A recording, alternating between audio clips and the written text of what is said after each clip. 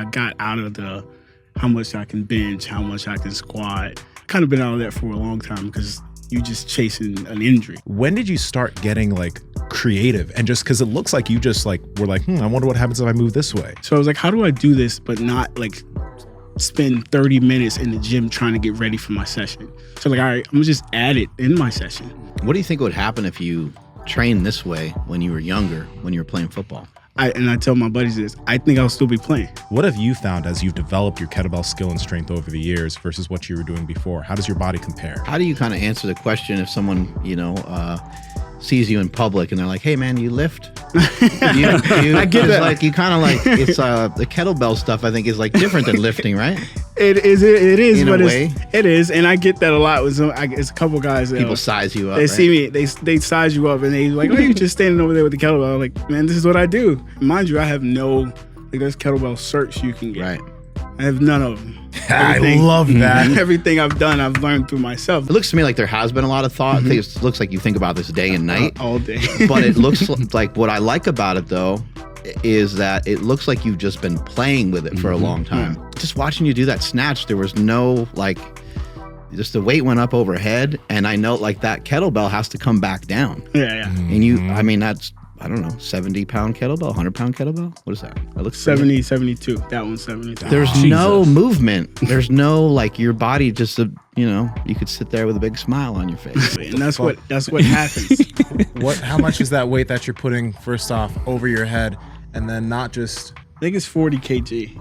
You're squatting down with that shit, bro. These people crack me up. They'll be like, "Oh, what are you putting like baby oil on?" Yes. I like. All right. And it's like, to me, it's like both you guys. You got that glisten. It's like, use your common sense, bro. I'm swinging kettlebells. You think I'm about to have baby oil around these cells? Myself up real quick. Baby oil don't just wipe off. So if oil gets on the kettlebell, it slips. Like, I'm in my house. I was gonna say, yeah, you're in your living room. Like, use your common sense, bro. So hey, done. Please tell us what kind of baby oil it is. No. Obviously it has grip, but still shiny. Somehow. No, I'm telling you. We know. Power Project family, how's it going? Now, we have had so many different guests that have come onto our podcast, and we've talked about meat a lot. And the one thing that everybody that tries Piedmontese says is that it is some of the most tender steak they have ever had. I think actually Sean Baker came on and talked about the lack of connective tissue in the cattle. Yeah, he broke it down scientifically, but he did. That's the reason why when whatever cut you get, whether it's a ribeye, whether it's a flat iron, whether it's a bavette, no matter when you cut into that steak after it's cooked, you're not getting any of that chewiness, that gristle that you have to spit out because you can't actually chew it. Piedmontese is super tender. They have great cuts that are low fat, high fat for whatever diet you're doing. They're just an overall amazing beef company. Andrew, how can they get it? Yep, that's over at Piedmontese.com. That's Piedmontese.com. At checkout, enter promo code POWER for 25% off your order. And if your order is $150 or more, you get free 2-day shipping. Again, Piedmontese.com, promo code POWER. Links to them down in the description as well as the podcast show notes. I'm just really uncomfortable with that. It's we're trying to share all kinds of stuff. People won't listen to us for fucking anything. You come along and go swinging around this fucking ball thing, and no talking or whatever it is, a ball, and you're all jacked. And people are like, "Hey, what's this guy doing?" That helps. And no talking at all. None. No talking at all. Like, I've never noticed that actually. Now that you mention it, dude, none. I'm just so uncomfortable with it. You're doing good today, man. So far, yeah. Well, in person and about fitness, I'm good. If anything else, I don't like the way my voice sounds. Okay, we missed that one. You'll get used to it. Your voice will sound beautiful to you and everybody else soon enough, right? Absolutely. People cream themselves over Nsima's voice sometimes. I don't know what you're talking about. I do. We just got done with the interview with Susan, remember? What did she say? Who is Susan? So we had a sexpert on the podcast a little while ago, and then she interviewed me and Nsima, and we, once things got where we were off air, she's like, Nsima, your voice, I gotta go fuck my husband now. It's like, man. And Nsima, awesome skin, he actually turned red. Oh wow! Blush. It's hard for me to blush, brother. You can't really see that shit. You don't really see that shit. Blush every once in a while. Hey, can you do the people's eyebrow? I don't know. You can. Yeah, you you just can. nailed it. What can't he do? Just one eye. Jesus Just one eye. I don't Christ, think I could do the other one. Just one. Dude, fucking talent level over here. Okay, you know what's also Because really he kind of did it like just randomly as you said He something. did. So I was like, man, I wonder if he could do people's eyebrow. you have two what at home? Shepherd Huskies. You have two Shepherd course. Huskies at home. Oh shit! Hey, That's the thing. that's You got dogs? Parallel universe over this here. is so sick. Fucking multiverse going on. I'm You got so dogs? pumped. No. No. Nsima. You have a dog, little I have- Daisy. yeah. Did you forget that she's a dog? No. I thought he said, "Do you have the same dog?" Oh, Huskies. No. I love Huskies. Daisy's like I love- half a dog. Yeah. His dog's like this small. Yeah. Oh, okay. But this is another thing. Okay, so I was talking about this in the gym. First off, you're lactose intolerant, Yeah. and the only people that I've known that have been lactose intolerant have been white people. I've never met a black person that's been lactose intolerant. But then number two, I've also never met a black person that has multiple huskies. Oh, okay. Usually huskies aren't. I don't see that much with. Yeah. They're black people with pit bulls, huh? Yeah. Pit bulls, but like there are Are other you dogs guys too. saying But that just you're pretty white? no, it's just We're it's not just allowed to say stuff like that. nah, it's just an uncommon dog that I don't see amongst black people. Now that you say it, then yeah, I don't know any other black people with Huskies. No. How does that happen? How do you end up with two?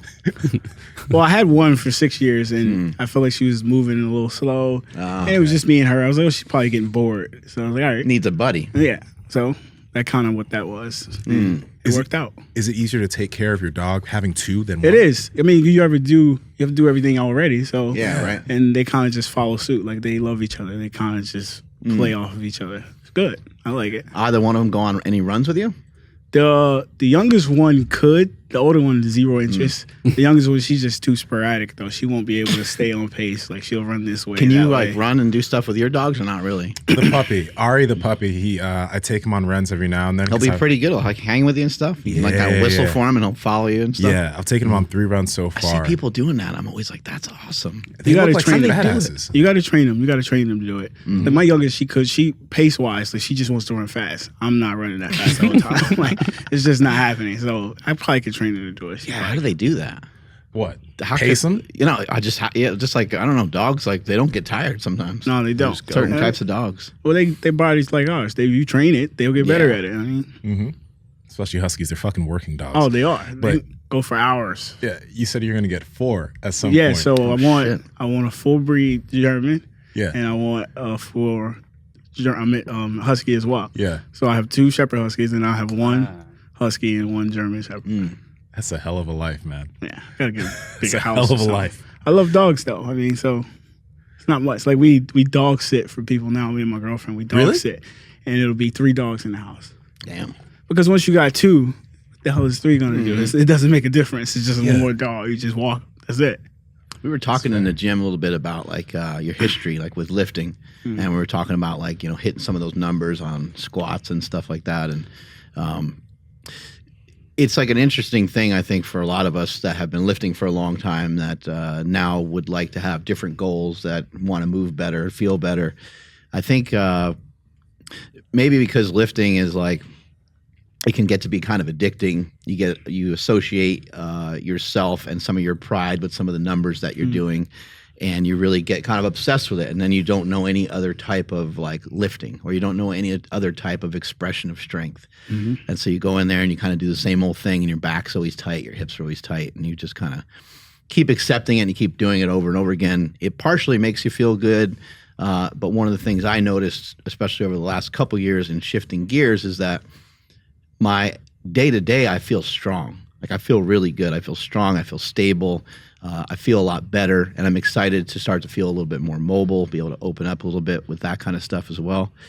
And what's been kind of the shift for you? Like what kind of, like, because the kettlebell stuff is still kind of newer for you. Just the last several years where you really transitioned into primarily just doing kettlebells, right? Yeah, it is. And like you said, it became more about the movement and movement quality. I got out of the how much I can bench, how much I can squat. I kind of been out of that for a long time because you just chasing an injury at some point. Because at some point, that's what you hit a wall and you got to take steps back. So I got tired of stepping back. I was like, how do I keep going forward and still enjoy training and not get bored with it?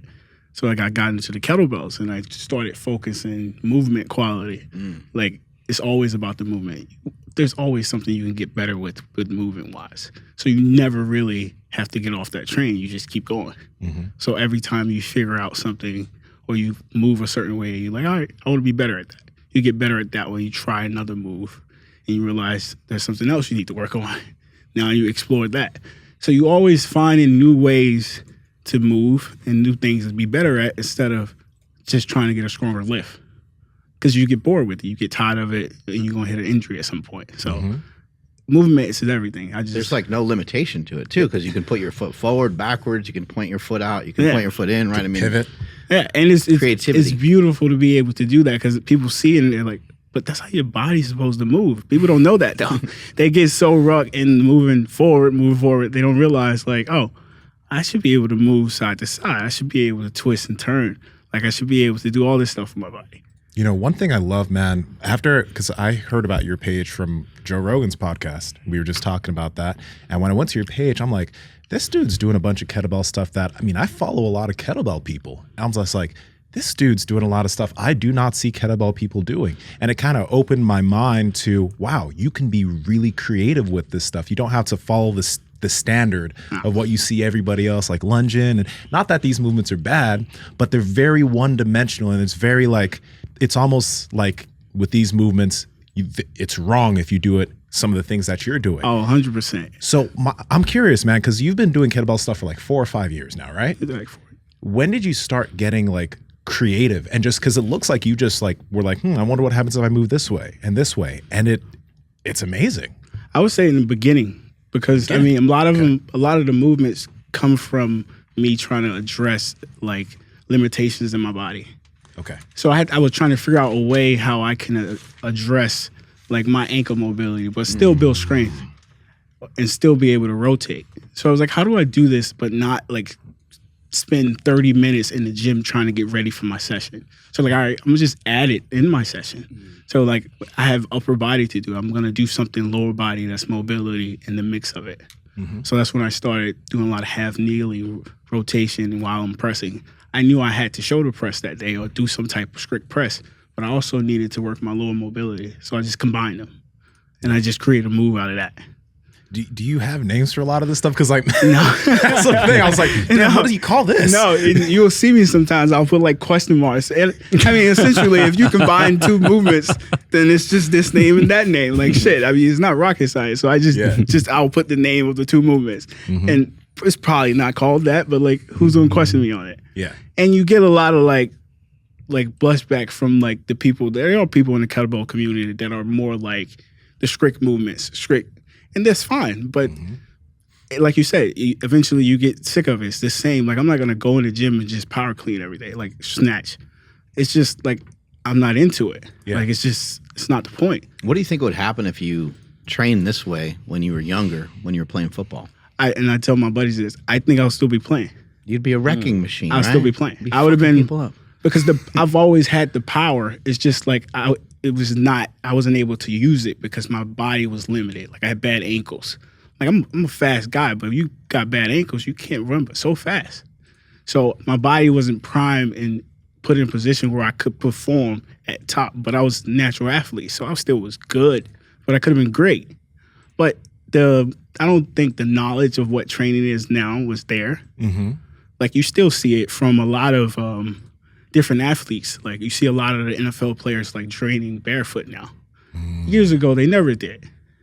I think what you're saying makes a lot of sense. And I think there's a lot of athletes that end up in that category where you end up either being like completely pushed away by the gym because you can't associate, it's very difficult sometimes to associate athleticism with the weight room in the traditional sense that weightlifting and just lifting in general, strength and conditioning is done for sport. It's kind of hard to connect the two.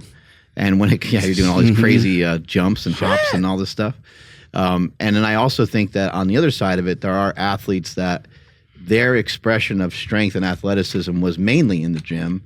And so like, I'm going to stick with this gym stuff, but we didn't really realize that maybe that was the limiting factor. Like maybe your ankles were kind of messed up because maybe, I mean, there could be multiple reasons, but maybe one of the reasons was the way that you were training. Like maybe, do you think it was something like that was kind of contributing to that? Like kind of leaving you stuck?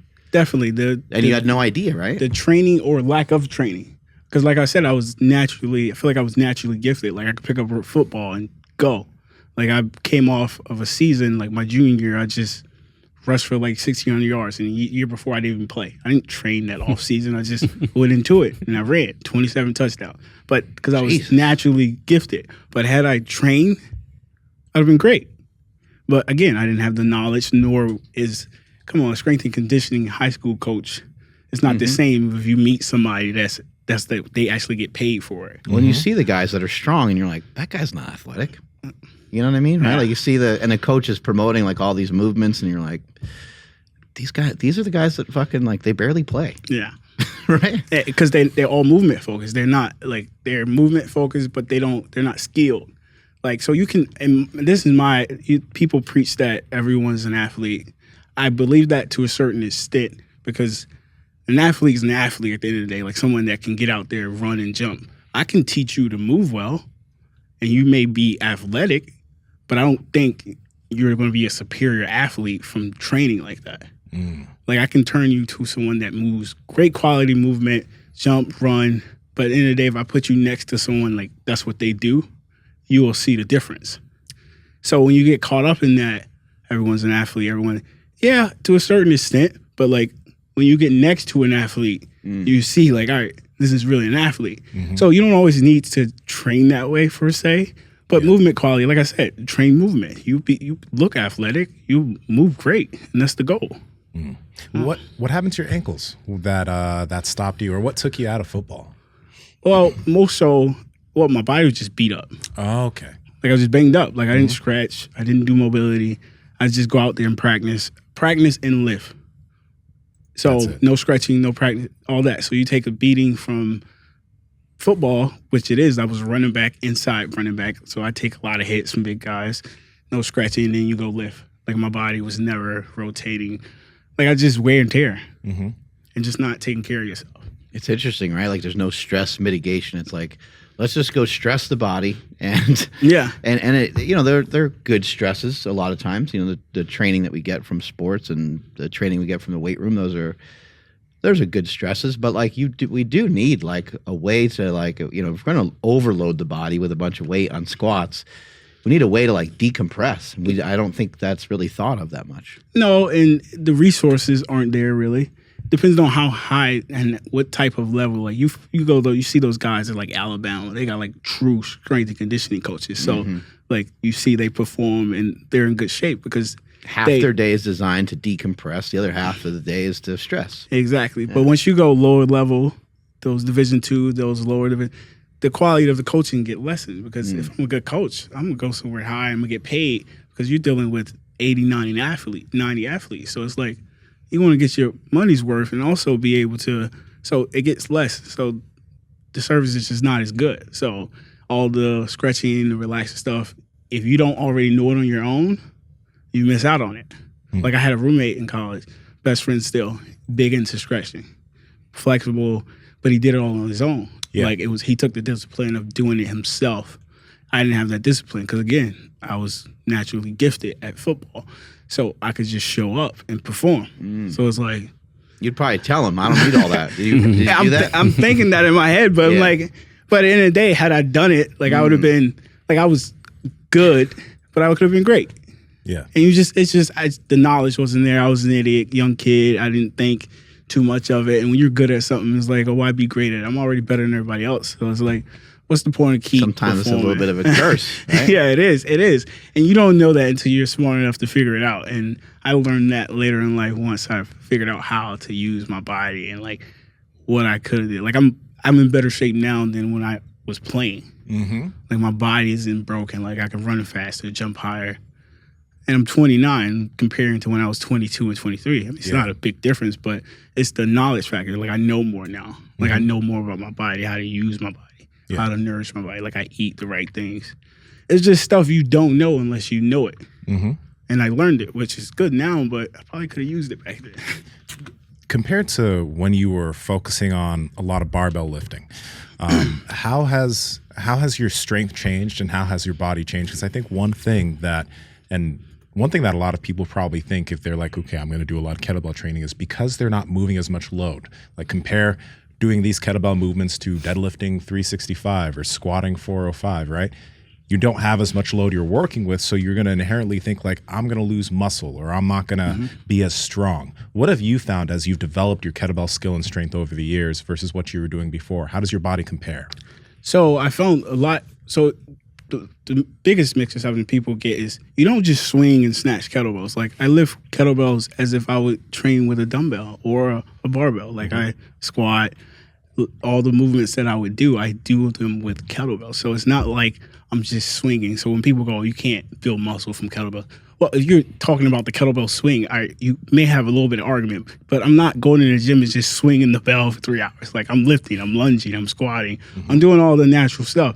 But to answer your question, what did I find? I find that the power and like the transition of a swing, like a heavy swing, I don't think is any different from like the power it takes to do a heavy deadlift if it's done correctly. Because load is load and it's just power transferring from your lower to your upper. And if you're doing it correctly, it's the same.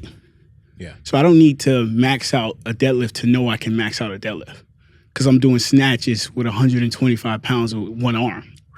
Yeah. I'm guessing the power that it takes to get that from the floor to the top is the same power for you to take the deadlift, 6 inches off the floor, and I'm bringing something 6 inches over my head from the floor.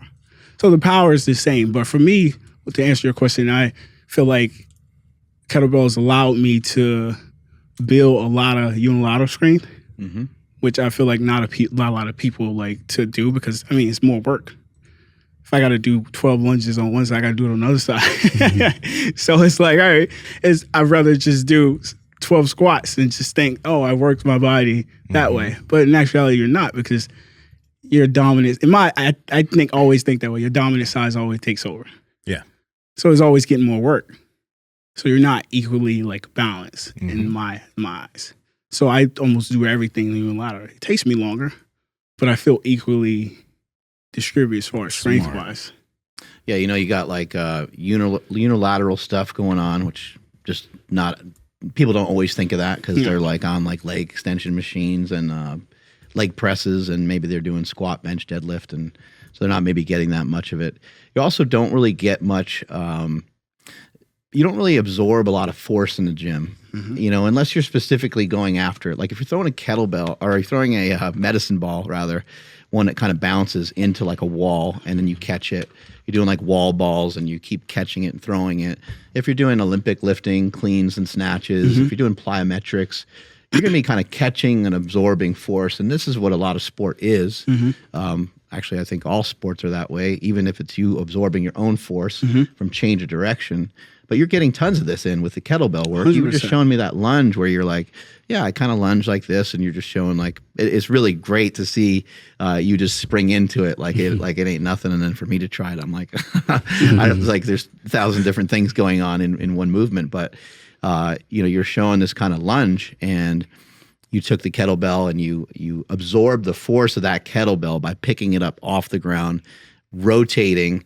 Like it was very complex movements. Yeah. And I just think like, I know the lifters probably listen to us sometimes and probably like, man, these guys they're really falling apart over there. Like I wish they would talk about, like, I would just love for people just to incorporate some of this, maybe at the end of the workout or maybe as a warm up, just incorporate a little bit of this. It can go a long way. You don't have to get as busted up from your training, maybe as I did. 100%. And you won't, for me, it's like you won't stop. So a lot of people, their biggest issue with it is implementing and bringing it in. They think it's like, oh, I'm not getting this. How's this helping me get stronger? Every workout shouldn't be about that, though. Just watching you do that snatch, there was no like, just the weight went up overhead. And I know like that kettlebell has to come back down. Yeah. And that's, I don't know, 70-pound kettlebell, 100-pound kettlebell? What is that? It looks 70, 72. That one's 72. There's no movement. There's no, like, your body just, you could sit there with a big smile on your face. Fucking goals, man. And you're still out here like, what's that on the hex bar you had? It was like 485. Yeah. It was without probably a lot of deadlifting, though, right? No, I don't do much. Split stance, too. How often do you do a hex bar deadlift? So I try to implement it. Not split. It's probably like, it's like kickstand. It's a kickstand. I'll do like every 8 to 10 weeks, I'll spend a week, maybe a week and a half, And it's not And even. then you have that kind of strength when you go and do it. Exactly. That's fucking awesome. And you, what did you say that stance is called? What do you call that? kickstand. So almost It's mostly like a everything sprinter on, stance kind of? Yeah, mostly everything on the front leg. Back legs. And I would assume that you switch. You go you back. gotta do back to the other side. Yeah, the other side. Not all walking around all crooked. Yeah. But no, that's honestly one right there. That's a good concept that a lot of lifters can take into a lot of the stuff that they're And that's what doing I did with barbells. the post. I kind of try to tell people, like, oh, the power that it took me to snatch in a staggered stance from that position is the same that one rep took. Yeah. You know what's a really cool thing too is we were talking about, you were saying how your girlfriend's a runner, and you one day she just wanted to run and she ran 8 miles and you just went out there. It was a while since Probably you ran pissed her too, off. right? Yeah. But I'll tell a story too, because she'll like this. When we did the half marathon together, she was way more primed and ready to go than I was. Like I had an issue with my hamstrings. I told you because I normally run barefoot, but that day I decided, I'm more hocus. But you can't just go out and put on shoes when you've been training barefoot. You know better than this. And when you say barefoot, you mean like the Vivos right now, like the barefoot shoes. Okay. And I probably pissed her off because I was holding her up, but I was in pain. Because I switched shoes. Yeah. I know I pissed her off because She's she was probably like, he's such a bitch. Oh man, I know she got so mad. A couple of times I was like, just go. Just go. But I was truly in pain because the shoes, I was this close to just throwing them and just running the whole thing barefoot. Yeah. But I knew better. I trained the whole time in these, and I should have just trained in these. But yeah, she kicked my butt that day. What made you want to switch to the hocus? I don't know, because she had them. And she was saying how great that was. And I like, with long runs, you want to feel the cushion sometimes. You're like, impact of a barefoot half marathon. You're like, all right, let's get annoying.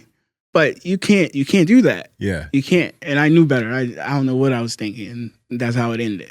Damn.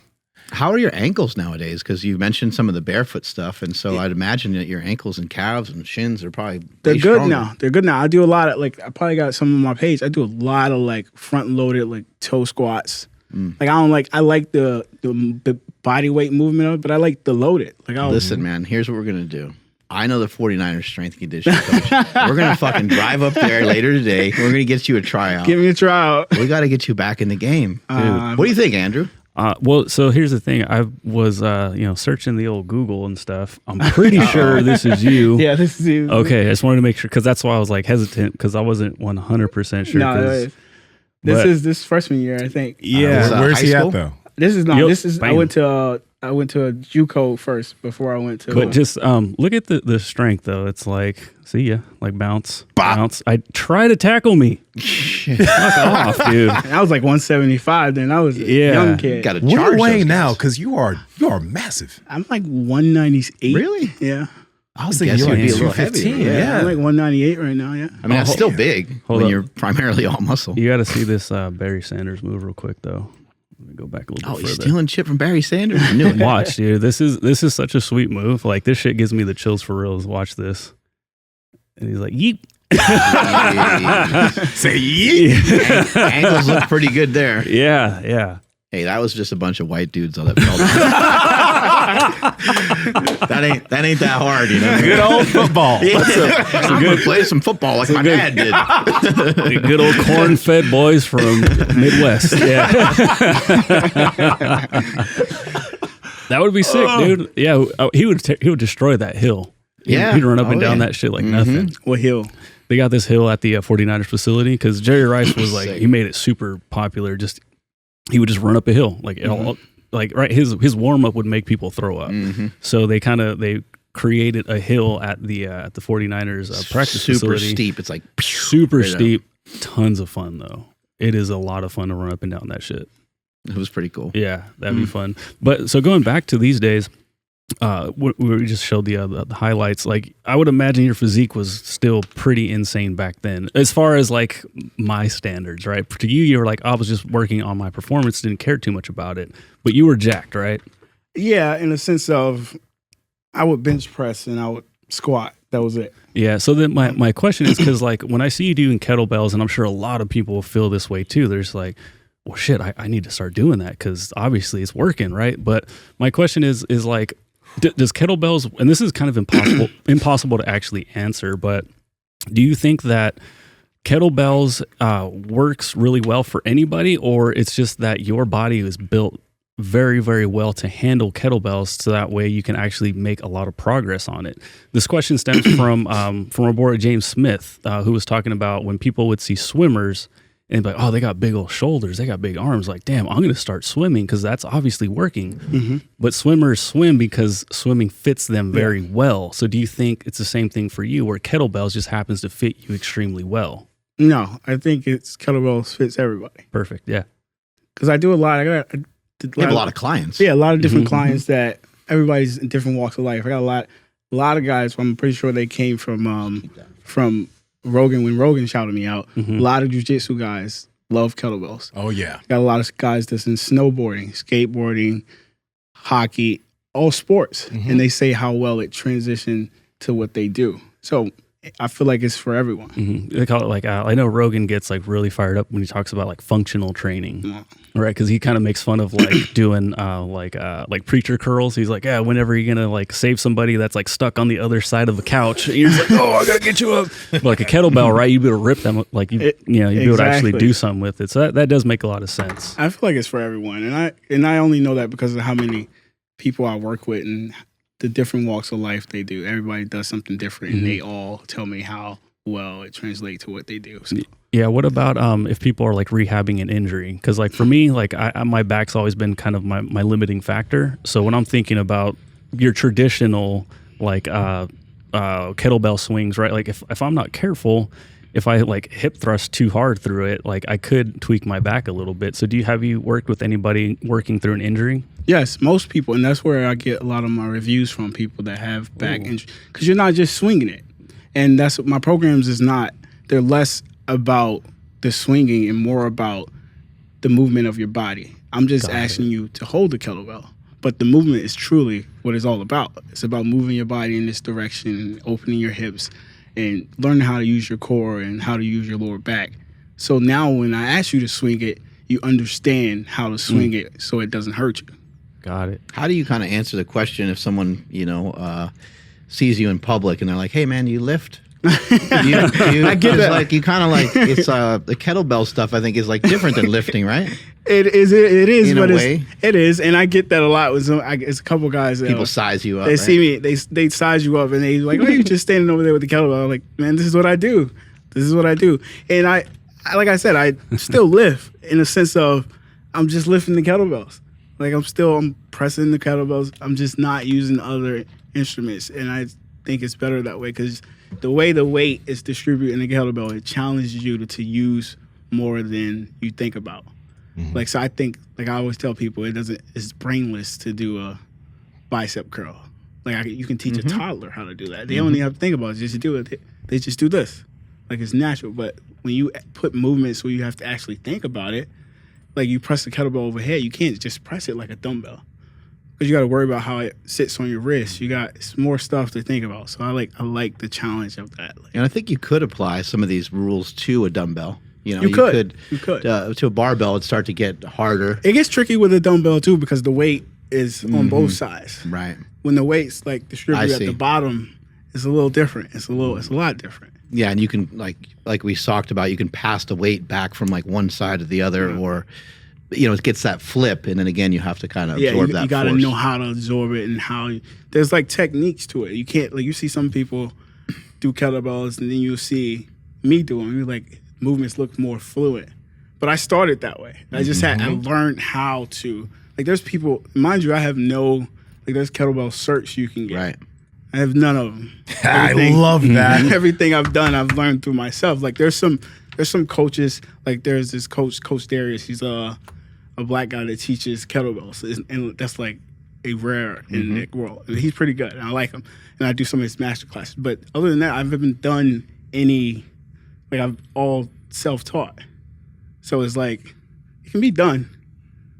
You just got to figure out how you want to do it and just apply yourself. Something I noticed in the gym, sorry to cut you off. One thing I noticed in the gym is that you had respect every time you picked the kettlebell up. Like it didn't matter what weight it was. I never saw you just like grab it and say, "Hey, I'm going to show you this." Yeah. Like you stood over top of it every time, grabbed it like with good form.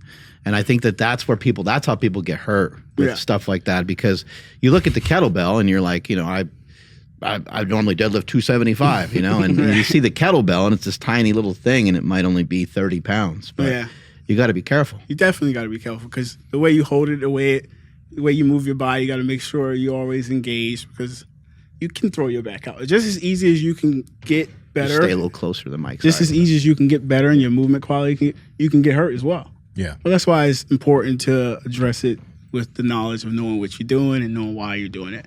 But like I said, that's why a lot of the movements that I do and I have people do, you can easily put the kettlebell down and do those same movements. I put the kettlebell in it because it makes it more interesting. Yeah, that's what I did today, because you were showing some complicated stuff, or at least it was complicated to me. And I was like, I don't know if I'll even get that with the kettlebell. Let me try to not get it without and the movement, it does what it needs to do without it. So, I mean, it works out. You know, it's funny. On the talk of lack of respect for weights, there was 2 years ago, I was warming up on deadlifts, sumo deadlifts, and I was just like doing 135, then 225. And when I picked up the 225, because I was being lazy with it, I pulled something in my back. It was like I picked it off the ground and whoop, and boom, I was done, because I wasn't respecting the fucking load. It's like, you got to do that shit. No, definitely with the kettlebell, especially with it. But one thing that's really cool about kettlebells too is not, number one, you can get very big and very strong working with just kettlebells. Absolutely, that's a fact.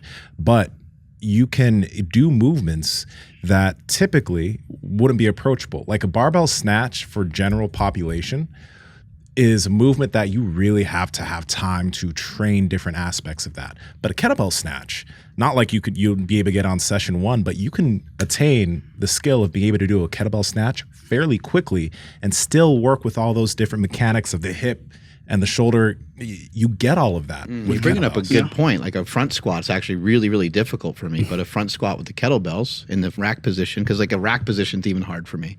But with the kettlebells, it's not bad. It's so much easier. So yeah, you're bringing up a really good point. It can help get you, like that position looks awesome. And we were talking in the gym about how these positions, you're like, you can kind of see, like you're gently getting pushed into a good range of motion rather than being like forced. There's something about the barbell being on your back and having your arms kind of pinned back that way, where it's like squishing you down. It doesn't look the same, and it certainly doesn't feel the same. Yeah, there's a lot to it. And it's the thing is too, when you started picking up kettlebells, what did you notice was a change in terms of like your ability to work with different movements with the barbell? Because with barbells, you do get to work explosive strength in different aspects, but with kettlebells, you're really throwing that weight around. And I would assume that like when you do barbell stuff now, it has transitioned over, your ability to explode has transitioned over pretty well. It has, with and more so I see it with my like deadlift. It's just when you get in these positions where you normally want little to no movement as possible. Like you about to pull like a big deadlift. You want to feel like locked in. But if you ever in that position, you can feel your body rotate a little bit. Like being able to feel that and know you can do that, it helps you get the bar up. Because if you're really stuck and you're going straight up, you feel stiff. You don't want to feel stiff. You want to feel like you can move your hips and get under the weight like you're supposed to. Do you feel stiff at all nowadays, by the way? No, almost never. I feel sore a lot. Because I train like 6 days a week. So I'm always a lot sore. Fucking runs 12 miles randomly on the weekend. I feel sore a lot, but like... You're a savage. When you feel it. A 395 split squat. Oh, yeah, I did that this morning. Before you it's crazy. You said, you think you can probably split squat more than you can do with a regular squat. 100%. It's wild. Wow. But I train it. What I liked when you were showing us some of this stuff in the gym so far today, I know you're going to show us other stuff, but like what I'm really liking from you is that you're really utilizing both legs, and sometimes like I tend to forget, like if I'm going to do something unilaterally, I'm not really thinking about the other leg or the other arm that's involved in it. And it's like, well, that plays a big part in it too. It does. And you want to feel it. There's a certain position, like I say with the split squat, I want to feel that opposite. Like, yes, I'm trying to work my front leg, but I need to make sure this glute is engaged and my hip is locked, because I don't want that back leg to move, and I need to make sure my core on this side is locked in. Like the anti-rotation of that piece, I need to make sure that's locked in as well. Oh, this is the movement. This is the movement we were talking about. Yeah, this looks sick. Yeah, that looks great. So this is really cool. Like something like this, I don't see this from other people, but like what was going through your mind when you started doing this? And for some of this, like, did you see this off of somebody else, or were you just No. like, exactly? Yeah, It's all me combining movements. The way I train, I go in the gym. I know I need to do lower body pull and upper body push, or vice versa. That's how I train, and I just implement movements in those categories. Yep. Lower body pull, Upper body push. upper body push, and I would imagine like there's a little crossover sometimes because like the kettlebells kind of work in your They work everything. body, Yeah, right? they do. So with me, But it's just a focus. Yeah, Right. I move lateral and I rotate no matter what every day. But the focus sometimes is always lower push, then I'll do upper pull. So that means like rows and your snatches. But my lower push is a lot of the quad work, the squats, the lunges, a lot of that stuff. So you kind of get, so essentially it's full body. Yeah. But I don't see it that way. I see it as like, oh, I'm posterior chain this day. So what's, for example, with this, you're working, what's going on here? So it's like it's essentially a single leg row, but I took the balance portion out of it by putting my arm on the bench. Yeah. He's got So- one arm down on the bench. Yeah. Typically with a row like this, sometimes somebody has both legs planted on the ground, or they have their knee and their arm on the bench. And like what's really brilliant about a lot of this stuff, I don't know how much like thought that you put into it. It looks to me like there has been a lot of thought. It looks like you think about this day and night. All day. But it looks like what I like about it though is that it looks like you've just been playing with it for a long time.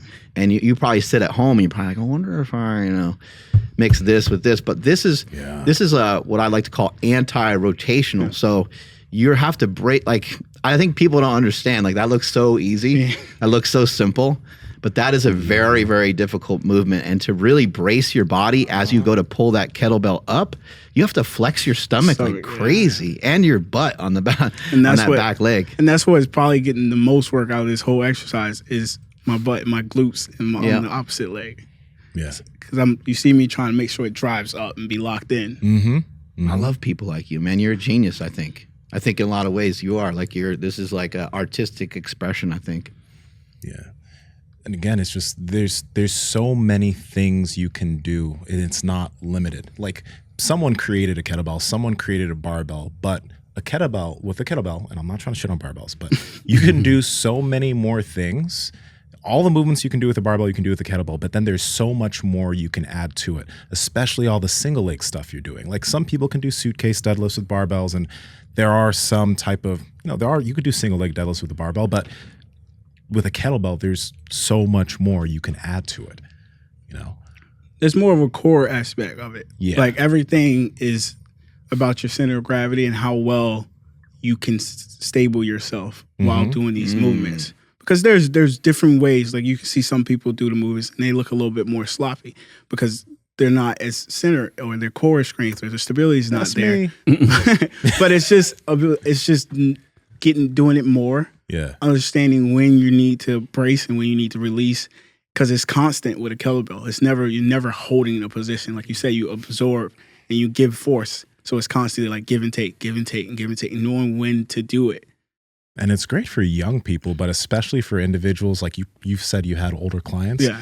But for people who are getting older, the balance aspect, the core stability aspect, the rotation, you're doing all these things. You're going to age well. Oh, 100%. And it's like you said, it's good for the youth, because a lot of the youth kids in sports, that you don't want to have those kids. Like as much as we put them under bars, you don't want to put those kids under bars that young. Yeah. And have them start getting the pains that we got from lifting heavy and doing all that stuff. Like I see some of these high school kids, they're maxing out squats. The squats, it's not even about the quality. It's about just getting the weight. I was like, well, that was a poor squat. So he probably shouldn't have been doing it. Like I would rather him do a better quality squat and get into a depth than to see him squat 500 pounds. Meanwhile, the team goes crazy and They everyone's go all crazy. excited. They go It's crazy. And I'm like, this oh, is good. I was like, that rep's not that great. And you probably shouldn't have posted that video. But but all right. But that's the difference from a standpoint of worrying about the weight and movement quality. Because at the end of the day, that 3/4 squat is not going to transition to when he needs to push his ass on the field or to block somebody. Yeah, That full range of motion would have done it. But You got to just get out of the weight thing. Rather than posting that lift, maybe you're posting your touchdown. You know what I mean? There you go. And you like, because the opposite of like, that 500-pound squat would be you executing the 36-pound kettlebell perfectly, which no one might be that excited about. Exactly. I'll be excited about it. Yeah, we'll be excited for you. Yeah. What's I can't get over is like it looks like your foot or your knee is like hitting an invisible wall with how much control you have right here. It just stops out of nowhere. True. Like I've been like looping it over and over and over, just like how it like trying to find like what's the secret here. But it looks you are under so much control. CGI. Yeah, maybe. Yeah, yeah. The new iPhone camera is a motherfucker. But so like this is another like silly question, but like, do you ever specifically train like your abs, like for core strength or anything like that? Like it's not necessary, right? No, that's like a joke. Yeah, that's why I was saying it's a silly question because like again, going back to like traditional like weight room stuff, you gotta work your abs. You gotta do leg lifts and all these other subpar movements. But with a kettlebell, it's not like it just happens as like a side effect, right? Yeah, I mean that's what I was saying. If you learn how to use your core when to brace, with every movement you're using your core, so you're gonna get a strong core. And if you're eating healthy and everything, you'll develop the physique or the abs that you're looking for if you're all those things fall. But if you're training the kettlebell the way you're supposed to, you're always working your core all the time. Yeah. Every movement. So you don't need that stuff. And I just don't. It's just not in my forte. It's like, and that's the same thing with like the bicep curls and try.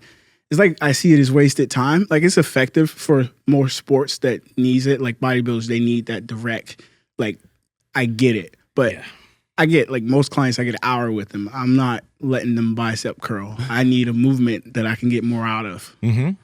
Because at the end of the day, they may have goals to like lose weight, and me doing bicep curls with them is not going to get it. But the thing is like you're still incorporating movements that's going to have them using their bicep, but having them use all these other things. Exactly. Because I'm thinking like there's going to be somebody listening that's like, well, you're doing this movement, you could just move more weight and put more weight into a specific muscle if you just did just a row or if you just did just a bicep curl. But the ability of having the body work together to stabilize while also moving a specific load, you can develop that muscle, but you're also going to develop more longevity. That like all of the longevity, the mobility stuff is all baked into the way that you're moving. Yep. And that's what me and him was talking about this earlier with like the bicep thing as far as just rowing. And like I love rowing and I do a ton of rows, like different types of split stands. And I think to me that's more effective for your bicep than a curl. Because I can row probably over 120 pounds. I probably can't curl past like 60s. You see what I'm saying? So it gets into a point where it becomes more effective. And your workout length, man, because we were talking about you just randomly going out and running 8 miles. The fact that you were just able to do that, even though it might have been a bit slower, shows that you are getting your heart rate up while you're doing these workouts. So what does that kind of look like? Your rest periods, the length of the workout, how high do you think your heart rate's getting? It probably gets up there. Yeah. And then you see a lot of these people crack me up there. I'll be like, oh, what are you putting like baby oil on? Yes. I'm like, all right. And it's like, to me, it's like Both you guys, you got that glisten. it's like use your common sense, bro. I'm swinging kettlebells. You think I'm about to have baby oil around these cells? Have myself up real quick. Baby oil don't just wipe off. So if oil gets on the kettlebell and it slips, like I'm in my house. I was gonna say, yeah, you're in your like living room. Like use your common sense, bro. So hey, Done. Please tell us what kind of baby oil it is. Because obviously it has grip, but still shiny. Somehow. No, I'm telling you. We know. You get into swinging a kettlebell like 5 or 10 minutes. Listen, the way the sweat comes, it's like it's insane. And then you go into a strict lift, you're dying in there. Yeah. It stresses the fuck out of your body. It does. Well, you're working the mental. Like you can see I'll give you an example. Not even weights. You were doing some of the mobility stuff. You're starting to sweat a little bit, right? Absolutely. Yeah, exactly. So right away. We're not even doing weights. It's just the thinking piece of it. Like your body's just working. It's challenging on so many different levels, and in some ways, like you have to think about it a lot because you're like, for me, I was moving in some ways that I don't normally move, and then on top of it, like I have certain things in my body that are still tight. I got certain pain in certain areas, so I got to think about it a lot. And as you go through it, you're like, what hurts? And something might kind of hurt just a little bit as you're doing the movement, and that'll increase your body temperature too. Exactly, and that's what happens. How much is that weight that you're putting first off over your head, and then not just? I think it's 40 kg. You're squatting down with that my shit, God. bro. And that is a little bit like they call it like a Saxon press or something like that, right? It's like a little bit like that, but you got a different version of it because you're actually squatting the hips down super low. Sheesh. But you're just kind of like when you're doing this stuff. Like I know we talked about you do think about it a lot, but you're probably just going like somewhat off of feel too, right? Feel, yeah, and that's what it became. I started to try to move in ways that I wasn't able to move.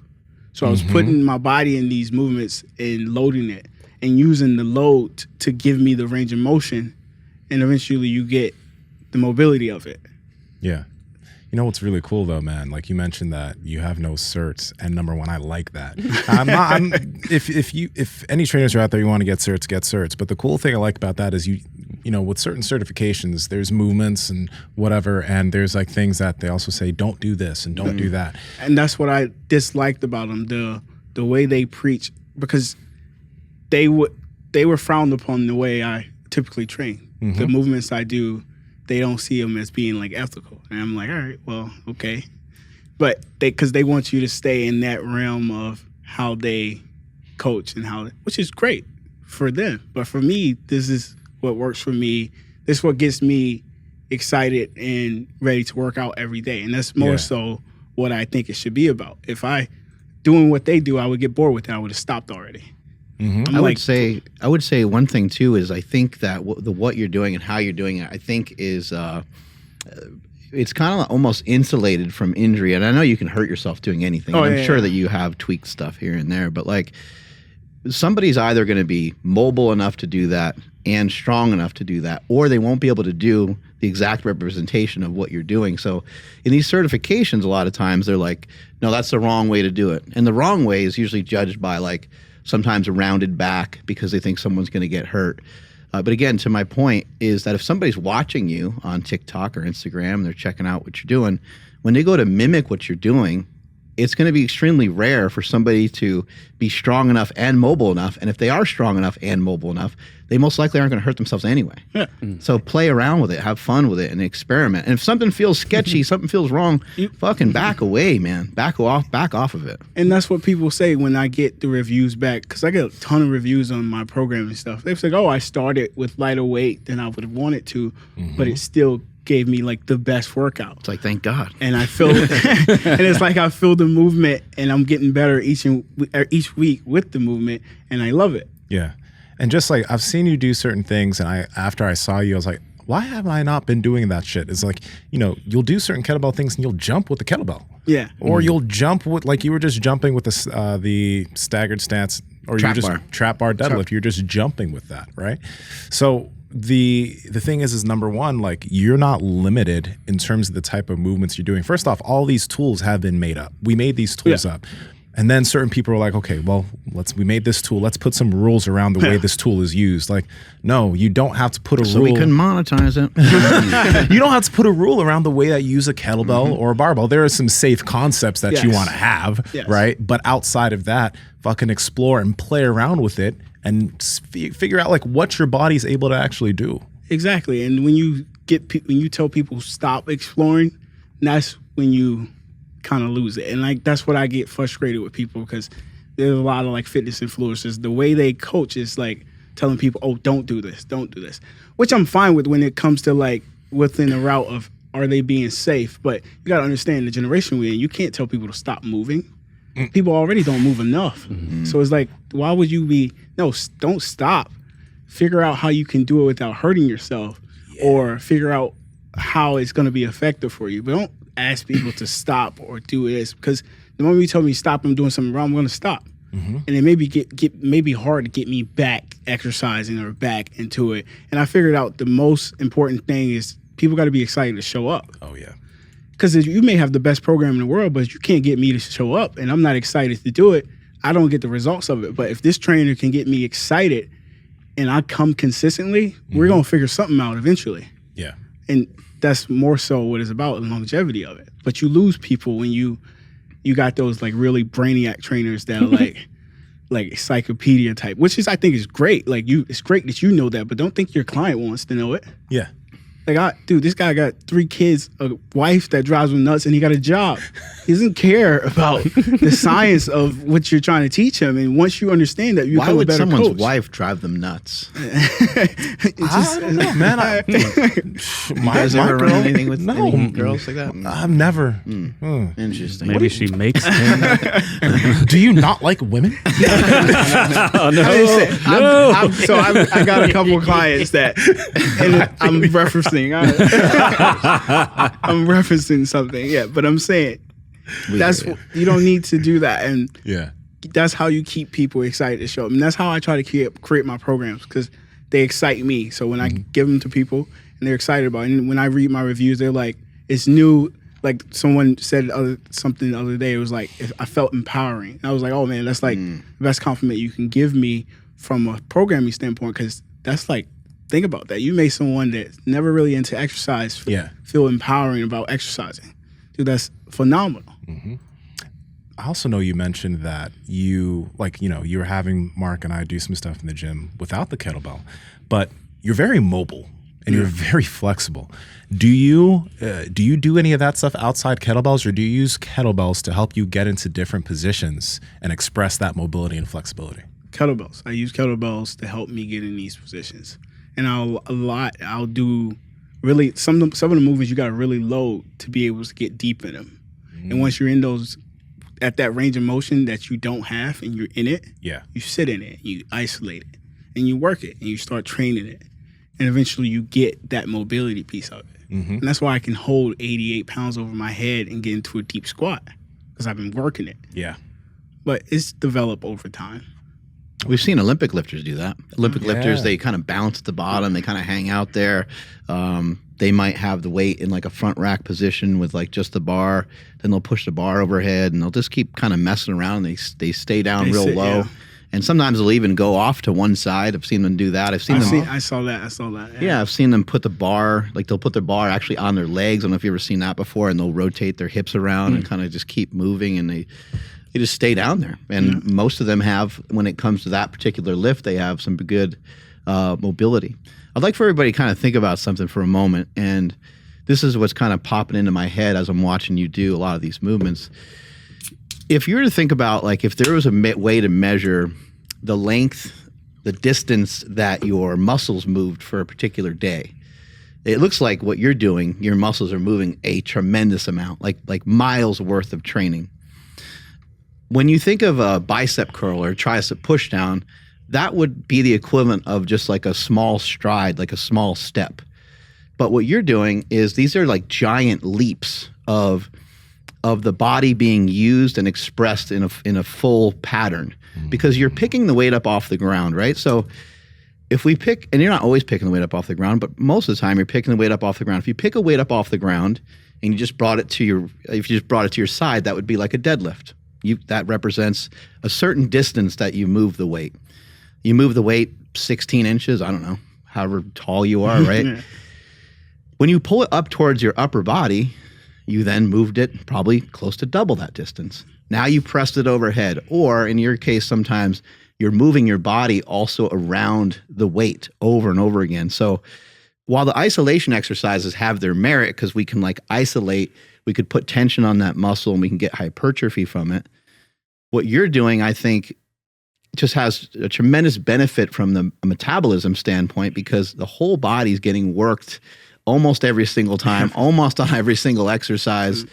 And so as you're talking, I'm like, man, there's no real way to like register some of this or have it make sense. But to me, that was kind of what was making sense. It's almost like I'm kind of envisioning that tape that people would use, that athletic tape where people had the tape on their body after they get like worked on and stuff. And in this case, that tape is being stretched out all the way, almost on every exercise, almost all the time. And that's the way I see it. Like if I'm training upper body, I don't believe in my lower body just being stagnant and dead. That's why a lot of times you see me do like the single leg bridge, then I'll do the press.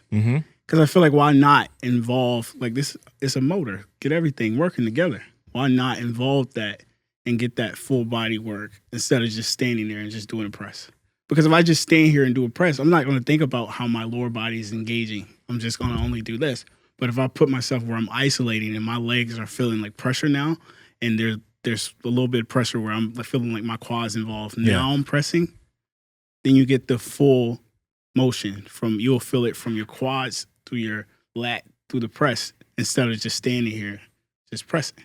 And I like that. I mean, that works for me. I don't like to feel like stationary. Like you said, I probably don't care too much for the machines because I feel like the motion of my lower body's like dead. Like I wanted to be involved because there's parts of it that I probably could use. Like when people bench press, like a lot of people don't know how to use their lower body because they don't know how to get involved. But if you start to train the way where you want to feel from the floor up in every exercise, you're so much stronger. Right. And an important aspect of it too is, again, if I'm thinking of if just from a bodybuilding perspective, again, one would be like, well, over time, you're going to be able to progress that press much faster. But with what you're doing a lot of this stuff with 80, 100 pounds, right? And it took you a while to progress it to that point. But now you're progressing your whole body to be able to handle that over time. Exactly. The progression of the weight might take a little bit longer, but by the time you're at the place where you're as strong as you are, there's no way in hell that you're still going to be small. Like to get to that level of strength, right? You have to develop muscle. You have to develop strength to be able to do it. Might take a little bit longer, but the ability that you'll have to control your whole body with load is going to be much more beneficial than only pressing a dumbbell overhead and bringing it back down. True, and that's to your point with the building muscle thing. And we figure this out when we get into lifting with powerlifting and bodybuilding. There's like a thin line of building muscle where you almost got to be ready to push it to the point of overtraining. And that's why you see some people like, I never gain muscle. But they also believe like, oh, I don't want to overtrain. You got to be willing to give a little bit. Like there's obviously, when you're putting on a lot of muscle, you're going to overtrain and you're going to reach the point where you're almost at an injury. But you're also going to put on a lot of muscle because you're loading that muscle a certain way. And people don't want to go to that point. So you see like they never put on size. But in actuality, they just don't train hard enough. There's an aspect of that. Yeah, there's an aspect where people don't push themselves hard enough when it comes to weights. Because there's that point where you will reach an injury or you will overtrain. I mean, you just got, to me, when I first got into lifting, I wasn't afraid. I was like, I'm going to push it. I want to get bigger. Obviously, I dealt with injuries, but I got on muscle as I wanted to. Yeah. But some people just don't want to risk it to that point. So, but to your point, back to the kettlebell stuff, when you always are involving each muscle group, then you always working the muscle. So you don't have to worry about, am I going to be overtraining to the point where, but you're always exercising the way you train. Like I train pretty much full body every day, but my body can handle it now. Pat Project family, how's it going? We talk about sleep all the time on this podcast. That's why we partnered with 8 Sleep mattresses. Now, this mattress is the Tesla of sleep. It's the Tesla of beds. Its technology tracks your heart rate variability. It changes its own temperature based off the way you sleep so that you get better sleep every single night. It is quite literally insane. Check them out. Andrew, how do they get it? Yes, and before I do that, I wanted to let you guys know that you can actually set the bed to wake you up silently. I know that sounds weird, but actually the bed starts vibrating around your head and it doesn't wake up the entire household the way my phone used to do back in the day. So now I just kind of have the bed wake me up silently and it's amazing. You guys got to head over to 8sleep.com/power project. That's EIGHT sleep.com/power project. When you guys go there, you'll see a banner across the top saying that you're going to receive $150 off automatically. So again, that's 8sleep.com/power project to receive $150 off your Pod Pro cover or your Pod Pro cover and mattress combo. Links to them down in the description as well as the podcast show notes. Let's get back to the podcast. I just feel like we got so much shit wrong. When I look back at a lot of things, and again, I don't have any problem with like isolation, like getting a pump. And you were even saying like, I got to find some movements for my biceps because it's fun just to get like, okay, yeah, my bicep actually worked. Like there's something in our brains that really enjoys some of those movements. But even the thing of like, isolate your arms. No, don't move that way. Like you just worked other muscles. And it's like, what did you just say? You mean that I I swung my body around the weight and I used more muscle. Like, that sounds beneficial. It does. It does. Like, let me do it that way. You know, let me grab, 80-pound dumbbells and like, why not swing around? As long as you're not going to be in a position where we're like, hey man, I actually think you're going to like completely fuck yourself up. But you do have to push yourself to a certain extent anyway. And then why is it okay in certain movements, not okay in others? Like a kettlebell, you swing a kettlebell around. Like, you can't kettlebell train at all unless you swing the kettlebell. Mm-hmm. There's always a swing in there, even when you're bringing it up into a snatch or a clean. Like, there's always some sort of swing. It's got to swing around. But then when you lift weights, for some reason, we're not allowed to swing those. You can't swing a weight and press it overhead. God forbid you go to this side. Mm-hmm. You go to your right side with the dumbbell in your right hand, and then you press it up and you shift your shoulders to one side and you use your core. And I do that a lot. Right. And then what would be the problem with like getting into a split stance on that? Or what would be the problem in just raising one leg? Why not like just, I don't know, make it more challenging, make it more fun, make it a little different. And that's the rules he was saying people created when they made these. And that's what I break them. And if I'm not getting hurt, break them. And I'm not getting hurt, then it's fine. And that's my thing with, if someone can do something, they can enjoy it and they benefit from it and they're not hurting themselves, let them do it. I think it would be almost harder to hurt yourself because you got the whole body involved. Exactly. Do you see the video I sent you about Teofimo Lopez the other day? I'm not sure. It was from this guy. His name on YouTube is, let's see, Mind Smash. He made a video about Teofimo Lopez is this boxer who's super fucking fast. Like, he has amazing hands. But when he lifts weights, have you guys, you've gone to the gym before and you see the guy in front of the mirror fucking like using momentum to lift, right? Like, what's that guy doing? But when Teofimo lifts, that's all everything is like, everything's like that with everything he does. And he's built muscle, but you see him in the ring and he's still bouncy because and there's people that think the aspects of why he still has that athleticism is because when he lifts and he does bicep curls in these movements, he's not trying to like just perfectly isolate the bicep because when you punch, it's everything's going with it. So when he lifts, everything's going with every aspect of what he's doing in the gym, so he doesn't lose that connectivity between the movement and the muscle. So there is something there that is very beneficial, not just for building muscle, but also for building potential explosiveness and movement ability, right? I agree. I think we got it all fucked up. Well, I think it's just more so like longevity, because you think about it from like we keep talking about the curl. So you have someone just curl this motion by itself. Yeah. Say if you do that forever, eventually you're never moving your shoulder in this. So have someone curl and do this.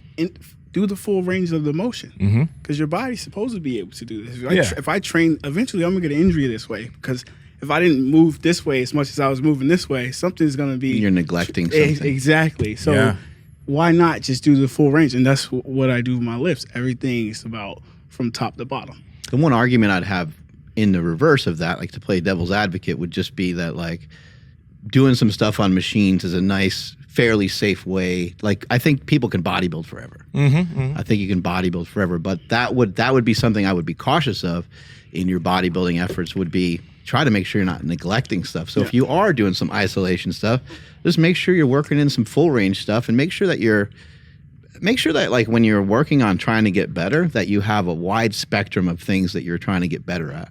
You don't want to try to get better at too many different things at one time, but if you're currently a lifter and you have pain daily, back pain, shoulder pain, elbow pain, knee pain, start to figure out ways of getting out of it. And what I'm learning is that a way to get out of that is to be able to move better. It's not necessarily my elbow. It's my entire body. I need to be able to move my entire body better, because my elbow, much like, I'm not a fucking baseball pitcher, but like much like a baseball pitcher, a lot of times they're ending up with tightness in their hips. That's causing the issue of them getting just kind of particular injuries in their elbow because of the way their body's moving when they're doing the motion. So for all of us, it's not just the way that we're standing or the way that we're lifting. It's sometimes the way that we're walking, it's sometimes the way that we're resting, sometimes the way that we're sleeping. Like, it really carries over into every step. And so that's why I think it's important to examine it. But I do think you can get some isolation work in and still build the muscles and still bro out and have a good time. But man, make sure you're addressing some of these other things so that you can continue to move well and to continue to be strong in your day-to-day life. And that's what it is. And I, like other people, they see it as like tedious. If I'm doing that type of training and I know why I'm doing this to build bigger biceps, what the hell am I doing the mobility piece for? And it doesn't seem tangible. Like, what am I gaining out of this? So it's hard to get them the concept and get them to understand, like, you gaining the ability to have the full range and to be able to do that bicep curl longer. Because at some point, you're going to get an injury from continues to do that motion and not training this other range of motion. So it's hard to get them there. And that's what I did with the kettlebells. I started using them. I put them in people's hands because I was like, if I give you a 10-minute mobility thing and you have no weights, you're less likely to do it because it doesn't seem interesting. It's like, why the hell am I doing this? But if I can make you think you're working out, you're going to do it. You're going to do it. So you almost like manipulate a little bit. It's like, all right, this felt like a little workout. Like I didn't waste 10 minutes of my $140 session stretching. You know what I mean? So it's a little bit, you got to get people thinking they're doing more than what they are. Give them what they want. Yeah. And really give them what they need. It's tough, man, when people come up to you and they talk about an injury and you start to give them ideas of what they could do to help fix it. They really just, it's very rarely like some of the stuff they want to hear. You know, I think maybe in some way they would love to hear like, keep doing that, you know, do more volume for that, but like reduce the weight. Like continue to do your curls, like go for it. Sounds great, but just, you know, use less weight or something. Or they just think that the pain is somehow going to subside. And it's like, it's not going to go away. There's some sort of movement pattern that you ingrain that's not working properly. And the movement pattern that you ingrained is probably from years of lifting a particular way and not really ever addressing these things. So now you're starting to walk with your feet pointed out. Now you're starting to walk with your shoulders forward. And now it's like it's creeped into your day-to-day. It's like we need your posture to be better. We need like, and it sucks, right? It's just a shitty thing because it's like, I was trying to tell you about my elbow pain, man. And you made fun of the way that I fucking stand and walk. Yeah. But that's how you address these things. And that's what it is. It's hard. And that's what, at the end of the day, it's going to require work and discipline from this. The same thing with telling people, when people ask you, how do I lose weight? Or how, like people ask me all the time, how you stay so lean year round? I'm like, I can tell you what I do, but in actuality, I know for a fact because not a lot of people do it. You don't want to live the life that I live. It's how disciplined I am and how strict I am. It doesn't interest you. It doesn't allow you to live in the way that you've been living your whole life. For me, it works for me because I enjoy it. I love it. Like I don't lose. It excites me. Like how I can get leaner, how I challenge my body, how I can perform better. Like that stuff excites me. It may not interest you, so it's like I can tell you, but you don't really want to know. You ain't about this life. You see people's eyes drift when you start to tell them the actual truth of what it is that you do, right? Like, you don't want to know. Yeah. You don't know. You don't want to know. Like I tell this to trainers all the time. You get trainers like, how you become so passionate and listen about listen. I'm like, because it's my life, man. Like this, I love this. Is what I love doing. And you get a lot of trainers that don't get a lot of success, and they think it's because of like the way they look. I'm not jacked enough. I'm not. Well, if you're gonna do something and be passionate about it, people need to see that passion, and they're not gonna always talk to you. So if it's not showing in like what you show them, then they're not interested. So like I said, my biggest thing with people is I don't talk on my social media, but people like are moved by how they see me move, and I don't even have to say a word because they see the passion and they see the effort and the discipline in my body language and my physique. Obviously, the way I look, but like there's proof behind what I'm doing. There's also a complexity behind what you're doing. It is. You know, it's not easy. And that's what you get. And like there's the training world on the internet is like insane. It's so many different lanes. You get trainers the brainiac trainers but you got to understand what lane you in. And I figured that out early on. Like I don't want to be, like there's so many trainers that aren't really trainers. Like I work a full-time training job. Like I work with people, I help people. Like I know what I'm doing. But you get on the internet and they see you like Jack. It was like, oh, that guy's probably don't know how to teach people. He don't know how to train. Dude, don't buy into that. Like I know what I'm doing. Trust me. Like I know what I'm doing. I'm just not, just because I have the muscles and the look, don't think that I don't have the knowledge. Trust me, I do. Yeah. It's so, it's so weird. But you're gifted, Dre. You're gifted. I am. Yeah. That's the thing. Like, that's what people will say. Don't blame the man for it. Like, you know? The steroid thing killed me. Yeah, they killed me with that. Oh, really? I don't get annoyed much, but I think that annoys me because I don't drink, I don't smoke, I don't do any of that stuff. I'm like, so I won't put alcohol in my body because I think what it does to me. You think I'm gonna do steroids? It's like, why challenge me on that? And it's not even that. It's like, what would it do for me? Yeah. If you can, and that's why I argue. It's like, and you see people and they're like, how can you just look at someone and judge that? We have this conversation on the podcast all the time, dude. Like, it's like, what? So wait a second. You're telling us that you're natural? There's no way, man. It's crazy. There's no way. It is, but when you factor in like how I live my life, I don't go out to clubs. I cook all my food. I'm mostly meat and You've also fruit. been athlete for how long? My whole life. I run, I jump, I lift, I do all this stuff, and I train probably 10 to 12 hours a day. I sleep 8 hours a night. It's You like, barely have time for steroids. I was like, do you guys There's really nothing truly you- understand I like what it like? I don't understand. And I was like, when the last time you ever seen someone that takes steroids, swing kettlebells in their living room? Right here. you know how like mentally you got to be to like shoot up on your couch and lift kettlebells in your room. Like when you That's think actually about a it, it's funny like image. it doesn't make sense. Like use your brain a little bit. It's like, Yeah. why are you using that as a bailout? Because you don't want to address the fact that maybe you don't eat right, maybe you drink too much, maybe you don't exercise enough. Maybe if you actually did these things, you can actually see what like your genetics could actually do with your body. Yeah. Just because I've figured out how to maximize, and I don't even think I'm at like my peak of what I should be looking like. I still feel like I'm slacking in some areas. You guys think race plays into it a little bit? Because like I know with the white guy, like a lot of times with white athletes, people discredit their athleticism. So on the flip side, sometimes with the black athlete, people will discredit the work ethic that might be behind it. I don't know, because I mean, there's always that one case that trumps that whole idea. They say, "Oh, white guy's not fast." I'm like, Chris McCaffrey's fast. Right. It's like if there's one, there's probably a few more. So it's Right. like that trumps that whole like card. Yeah. So it's like you can't play that card. And I don't like the genetic piece because it pisses me off. Because it's like you don't even know where my genetics track back to, buddy.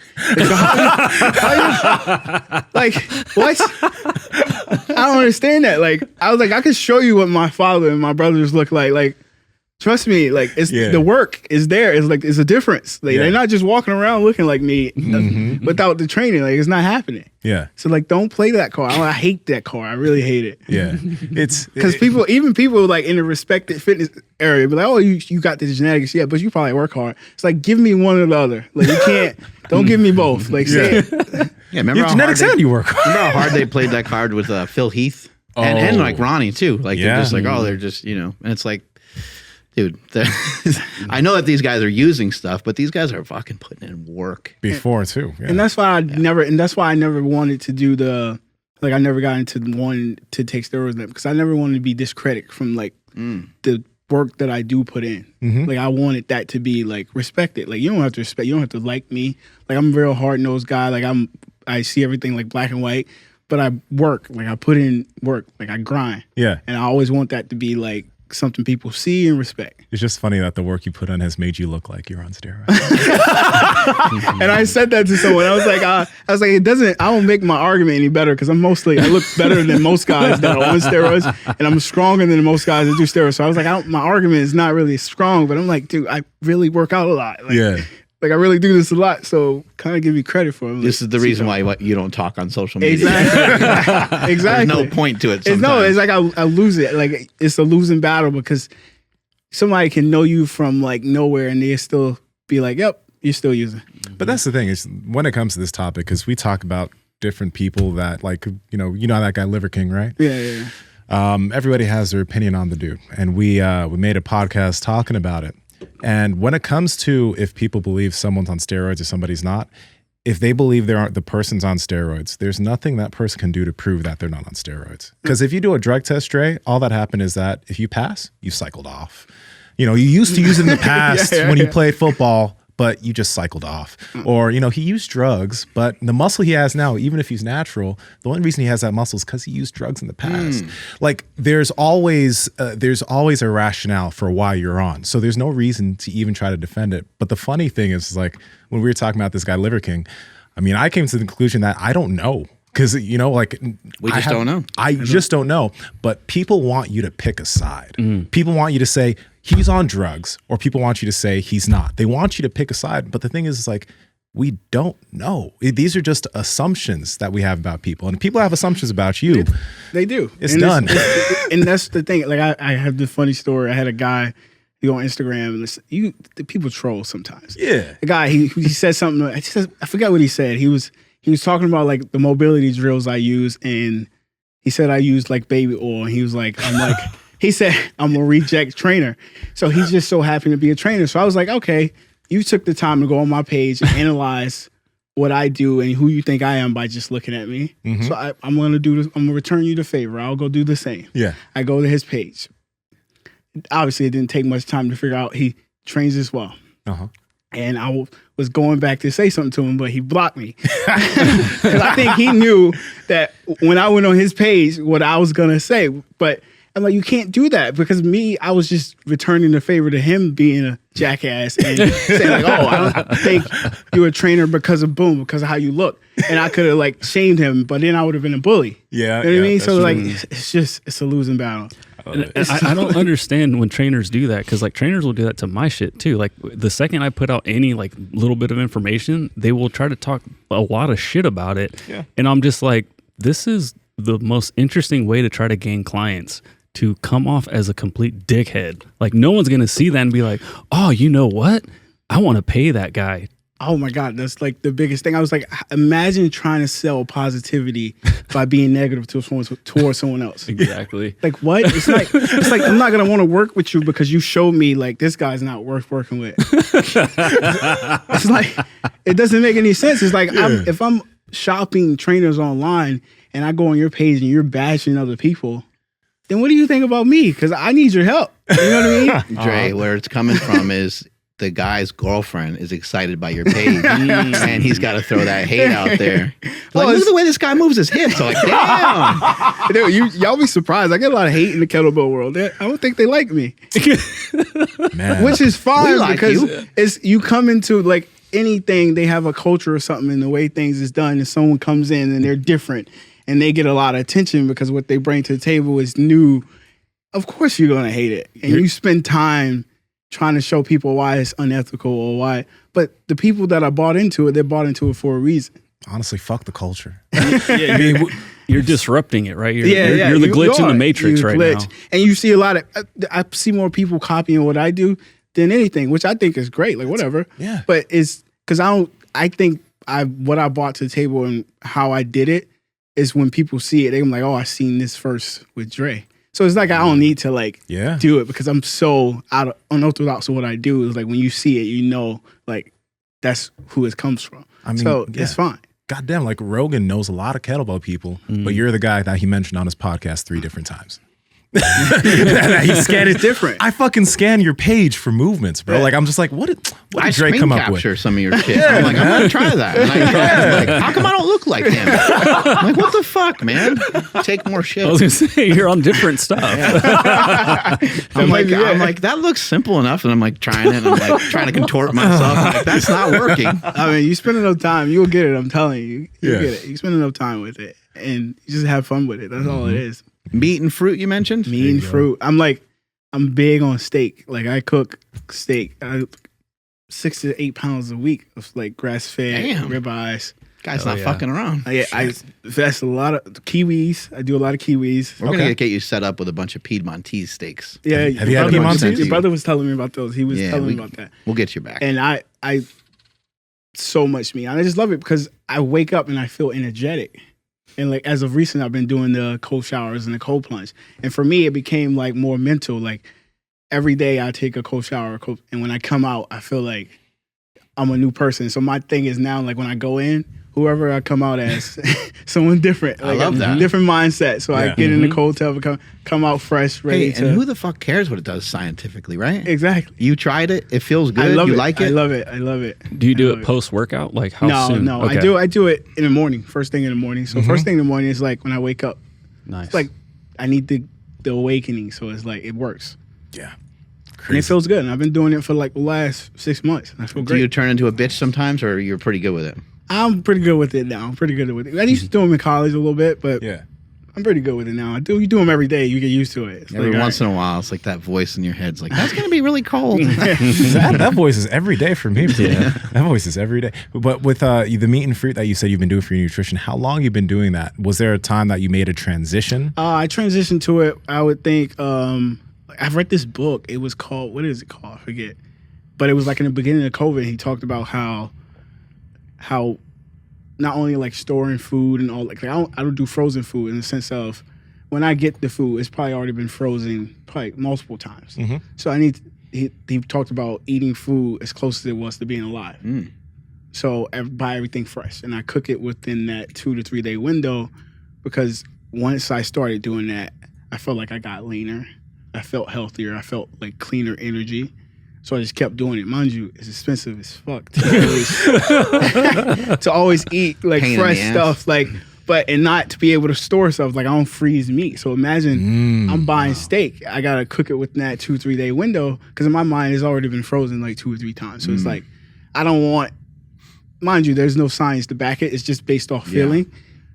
I feel like I'm in a better position as far as like energy wise, my physique, everything, strength, eating the meat the way I do it. So I buy it, cook it within that day. I cook all my meals. Like I used to meal prep because I used to be time wise. I had no time, but now I cook every single meal like that day.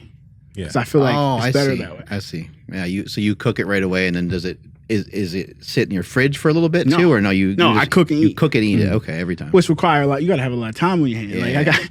I train it. I got sessions in the morning, but I got a lot of online work I do with like my programming and stuff. Eat like 2-3 times a day. I eat like 2 big meals. I'll do like a meal in the morning. I'll do a meal in the evening. I like the 2 meals. Like you eat 2 meals that are around like 1,800 calories. It's pretty solid. But also like fasting. Because I believe the body should have a time to like process without you filling it with food and like water. So I do that like on average. I like to eat between 11 and 5. So Saturday morning, when you said like sometimes you go on a run, is that fasted? You believe it or not, a lot of my lifts are fasted. Yep. I like lifting fasted. Same. Unless I'm gonna be. Do you consider it to be fasted if you ate in the morning, but it's like way later in the day, or is it like fasted? No, it's like fasted. Like I am having nothing on my stomach. Didn't eat anything for the whole day. Okay. Because sometimes my workouts happen in the morning, and I don't eat till like noon, no matter what day it is. That's just how I operate. Yeah. It's just it feel better that way. What about caffeine? I like coffee. I drink a lot of coffee. So not fasted without coffee. I drink coffee. It's got some caveman coffee right now. I'm Try some of that Mind Bullet, man. Oh, yeah. I'm still scared about That's been that. sitting there. I'm still Just scared. do Just half sip or it. something. A little sippy Sip poo. it. But yeah, Sippy I'm like a coffee Sippy bug. poo. Like, coffee's one of those things that I don't care how much science they bring out about how bad. I'm not gonna stop drinking coffee. I have not heard one bad thing about coffee. But I was into that for a while. Like anything that I would read about or learn about, that was like I forget what it was. It's like 4 years ago. I read like masturbating was bad for muscle. You lose muscle. You're like, I'm done. Oh, I was done. I was done. Semen retention. I was done. Let me do this a couple more times. I was done. I was like, you killing my muscle growth? I'm done. I'm out. But that's how the internet gets you. You read something and they give you a little bit of science on it. Dog. It'll They make did a you pull recent out. study to show that it increases. No, I'm just kidding. His eyes are all lighting up. He's like, really? Man. Ain't nothing wrong with masturbating. Hey man, it's just studies out there. So the diet is primarily meat and fruit. Meat Is and there like I don't know? You mentioned being lactose intolerant, so I doubt like a pizza comes in the middle of that or something. No. And I what was it, like a month or 2 months ago? I had randomly. I was like, all right, I forget what it was. I think it was the finals. I was like, I'm gonna have a pizza, and I thought I was like dying, because I don't eat food like that. When I do, my body's like, get this out now. Don't do it. It's like it like tears itself up trying to get rid of it because there's like years and years of not having that type of stuff. So you introduce it to your body. It's like, it's poison. I mean, essentially in some ways it is poison, but your body treats it that way. So it's like, get it out now. So I get sick. Like my stomach was like turning inside out trying to get the food out. Yeah. Damn. Yeah, so it makes it unappealing. So I really don't do it. Like I would want to be able to eat stuff like that I find like mentally pleasure sometimes, but I know how sick I'm gonna get. Yeah. So it's like, oh, it's not worth it. It is funny when, like, I've noticed this too. I don't eat nearly as much like processed foods like Oreos or Doritos or whatever like I did in the past when I was younger. And if I ever do have some of that stuff nowadays, I just don't feel, I feel tired, I feel lethargic. My shit's weird for like the next 2 shits. It's just like, it hit, like you realize how bad that food was for you when you finally get off of eating it a lot. Dude, there's a lot of wiping involved when you eat weird food. Yeah. Cleanup is tough. Yeah. What I noticed the other day, because like I've been pretty straightforward on my diet, like fairly low carbish, you know, lots of protein. But like I had, remember a long time ago I talked about like those like super good breaded like chicken pieces from Costco. They're just like frozen. You cook them, they come out super good. I know what you're talking about. I was like, oh, let me just, I haven't had that in a long time. Let me eat those. Dude, I was starving the whole day. Like I ate a lot of chicken, but I was like, dude, I'm dying over here. I need more food. But it's because I wasn't used to that extra processed like breading on it. And like, I just could not get full. Yeah. And I was like, damn, could you imagine doing this every day with every meal, you know? And that's why I don't understand how more people don't start to explore like the way they eat. Because if it's not, it doesn't make you feel. Then what do you? I think they think that's how they're supposed to feel. You know, there's an aspect of it that when you get used to eating a certain way, the way you feel is like that's normal. So you don't necessarily partially. There's an aspect where you don't know how bad you feel because you don't know how good you could feel. So it's normal. But then also your body is used to this is what I eat. This is food, and that's why the whole like. You know, the if it fits your macros thing is beneficial in a way because it doesn't take away potentially the things that people really hate, but it allows for some freedom to fit certain things in, but it doesn't demonize certain foods, which for some people mentally fucks with them.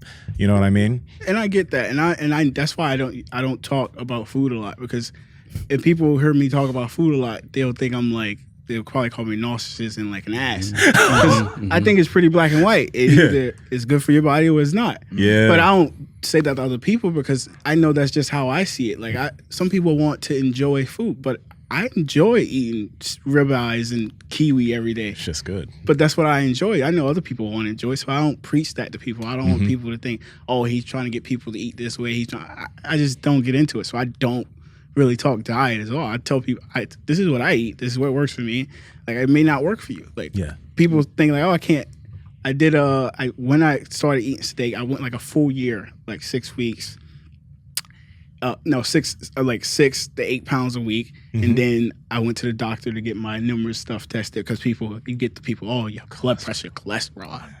My numbers were fine because I was trying to tell them, I was like, oh, it's because I don't eat all the processed carbs, the processed sugar.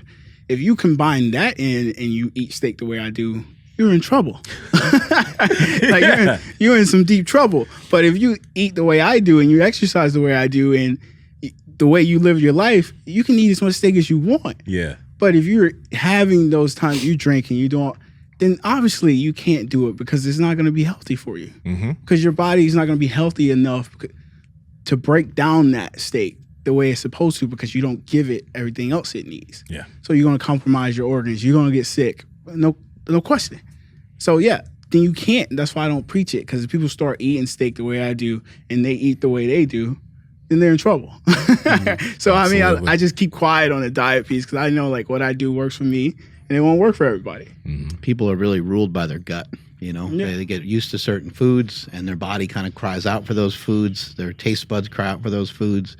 And when they eat those foods, it kind of like quote unquote works. Yeah. But much like an alcoholic, if you had someone that was in that position, you'd be like, bro, this is the last thing that you need. Like, this isn't going to work the way that you think it's going to work. Like, remember when you blacked out? Remember when this happened? It's real easy to point that out with like drugs or alcohol, but harder to do so with when it comes to food. And I believe a lot like you believe. You really believe in kettlebells a lot. And you mentioned earlier, you were like, I think they're kind of for everybody. I think there is a way to eat for humans. Yeah. And I think that meat works for everybody. Now, how much meat and, how much intervention of other foods can be in there, I think that's up for people to decide themselves and to get comfortable with what fits their day-to-day and what fits their mindset and all that kind of stuff. But I do think that it's pretty obvious meat is digestible for everybody. There's like some weird cases of like someone who got bit by like a Lone Star tick or something like that, where they have a meat allergy, like a red meat allergy. But meat in general, meat and eggs or sometimes eggs people are allergic to as well. But normally with meat, people can find a particular kind of meat that they can eat. And when it comes to fruits and vegetables, normally people can find some type of fruit, some type of vegetables that they can eat. And when it comes to rice or potatoes, a lot of times people can find, rice and potatoes that they can eat, like these natural foods that were meant for us to eat. Yeah. It just turns out that they can be very difficult to overeat on. And if we start to add processed stuff to that, it just happens to be that it makes it super easy to start to overeat all that stuff. If we take steak, which is amazing, we chop it up and we throw some teriyaki sauce on there and we throw some rice in there. Now you ended up with something that's going to be really easy to overeat your calories on. And something that may not fill you up quite as much as primarily just focusing in on the steak and the rice with some salt. Exactly. And that's why I try to tell people mostly is when you eat, just pay attention to how you feel. Like how you feel doing your everyday life. Like just pay attention to how the food makes you feel. And the one book that I did read, it just talked about how we got so far away from how they started and like how they ate. Like that's where the refrigerator thing came from. They didn't have refrigerators back in the day. Like way back when. So storing food wasn't a thing. You had to cook it. You had to eat it. You hunt, you eat. So like all these, and now I'm like big on like, I don't want to eat anything that was created after 19 such and such. You know what I mean? It's like this You're going deep down the rabbit hole. If this food wasn't here and it was like man-made, come on, how, then why would we eat it? But I get it, like the mass consumption of like food, like if we always just wanted to grow stuff, everything was grown and like grass-fed, it just wouldn't be possible. Like there's too many humans in the world. Like they had to start like creating stuff, or they just didn't want to pay the farmers to do it, or whatever the reason was. Like they needed. They wanted to make more money and subsidize like corn and exactly, all that stuff. Exactly. So they ran into those issues, but doesn't mean I have to eat it. Right. And I just choose not to. And I find it costs me more money, but I'm healthier because of it. Like I'm like one of those people that don't think unless you have like a pre-existing condition or like you're not in a predicament where you can pay a big medical bill if you get sick. I'm like truly not into like the whole healthcare thing. I think it's more of a scam, but that's just me. Because like if I'm taking the precaution steps to be healthy and live a healthy lifestyle, working out, being active, I have no pre-existing conditions for nothing, then what do I need healthcare for? I go to the doctor once every 2 years. They tell me what I know. I'm healthy. Is it any surprises? No. All right. There's surprises. All right, let's address it. So I'm one of those people. So it just ends up being like, what's the point? That's true. Let me ask you this, man. Because you mentioned like 1,800 calorie meals. Did you ever used to track, and do you track currently, or do you now just like eat to satiation? I think I used to track when I was in college, but I don't track. I call what we call it, guesstimate. Like I eat the same stuff so much, like I kind of have an idea how much I'm eating. Yeah. I don't really know, but I kind of think I'm in that like 3,200 calorie range most days. Like some days I may go over. Yeah. But I don't know to a T. But I eat the same stuff. And every time you eat with the food you eat, because you eat meat and fruit, do you ever have like cravings to eat more, or do you? So you don't. So and that's what I found with the steak and like with the salt piece of that. When you eat so much of like red meat, you don't crave anything but red meat. Like I'm like so uninterested in like eating chicken and eating fish because of how good red meat is and like what it does for me physically, mentally, and like how I feel. So I get addicted to it, which is I think fine because it's healthy. Yeah. But you don't, like I'm telling you, there's days where I'll eat steak 3 or 4 times. It's just like I just want steak. Like I don't want anything else but steak. And for the sugar piece of it, like people get sugar cravings. Obviously, sugar cravings is from not having enough carbs in your body. But I snack on kiwis all day. Yeah. So kiwis are your go-to. Any other fruit that you dig? I recently got into mangoes. I tried the pineapple thing, but like I ate too much. So whatever I do, I do. Whatever I do, like I overdo it. Like when I eat steak, I'll eat 32 ounces of steak, like in one sitting. Because that's just how I operate. Yeah. So the pineapple, I was like 2 whole pineapples in 2 days. Mind you, I was new to pineapple, so I didn't know it like eats through you as well. So I had like cuts of like the burns through the sides of my mouth, and like my tongue was like scarred up. Yeah. So I'm done with pineapple. So it's pretty simple. If you burn me, I'm done. I'm done. So I don't do pineapple anymore. Yeah. So I've been on the kiwis and I do the steak. I like oatmeal. I'll do oatmeal some days. Yeah. Mainly drink water. Water, coffee. Electrolytes? Not really. You just throw salt on stuff. You get electrolytes from your fruit. Yeah, I do a lot. I drink. I take my vitamins. I'm big on my vitamins. Like I love a lot. I take magnesium. There you go. Vitamins are slang for Trent. You gotta be careful with that. This is the crazy thing. For a while, I wouldn't even, because I was so scared. I don't know much about steroids. Who knows something about something they're not interested in? Yeah. So I wouldn't even take pre-workout because I thought like this might have steroids in it. I wouldn't take like happened before. I wouldn't take like the good old whey. days. I was like, there's steroids in like any supplement. I thought I was like they put steroids in it. They actually in some. They have put like some shit in certain supplements in the past and even currently. We're putting it in our supplements. With a Within You brand. You know how they get saves on some steroids. Yeah, promo code Power Project 10. Save 10% off Within You supplements. You might get You might be lucky to get the batch that's got steroids. Exactly. Because you heard some people like, whoa, I took this pre-workout or this protein and I got swole. It's because there was some shit in that. I got hella acne and my dick doesn't get hard anymore, but I got swole. See, like that stuff scared me, so like I wouldn't touch it. It's like maybe I am taking steroids. I don't know. So I wouldn't do it. Like, Dre, did you gain 15 pounds in the past month? I don't know, bro. What's this new pre-workout? It's just this protein. It's crazy. So I don't. And so I do the vitamins. I take my vitamins. I don't even think I need them, but it's for me. It's like, oh, if I do, then I'll just take them. There's a website that somebody put out years ago, and it's called Ruled.me, and it's a lower carb way of living, and it has recipes and stuff like that. And I always thought I was like that's kind of hard to say. Like what a weird name for a site.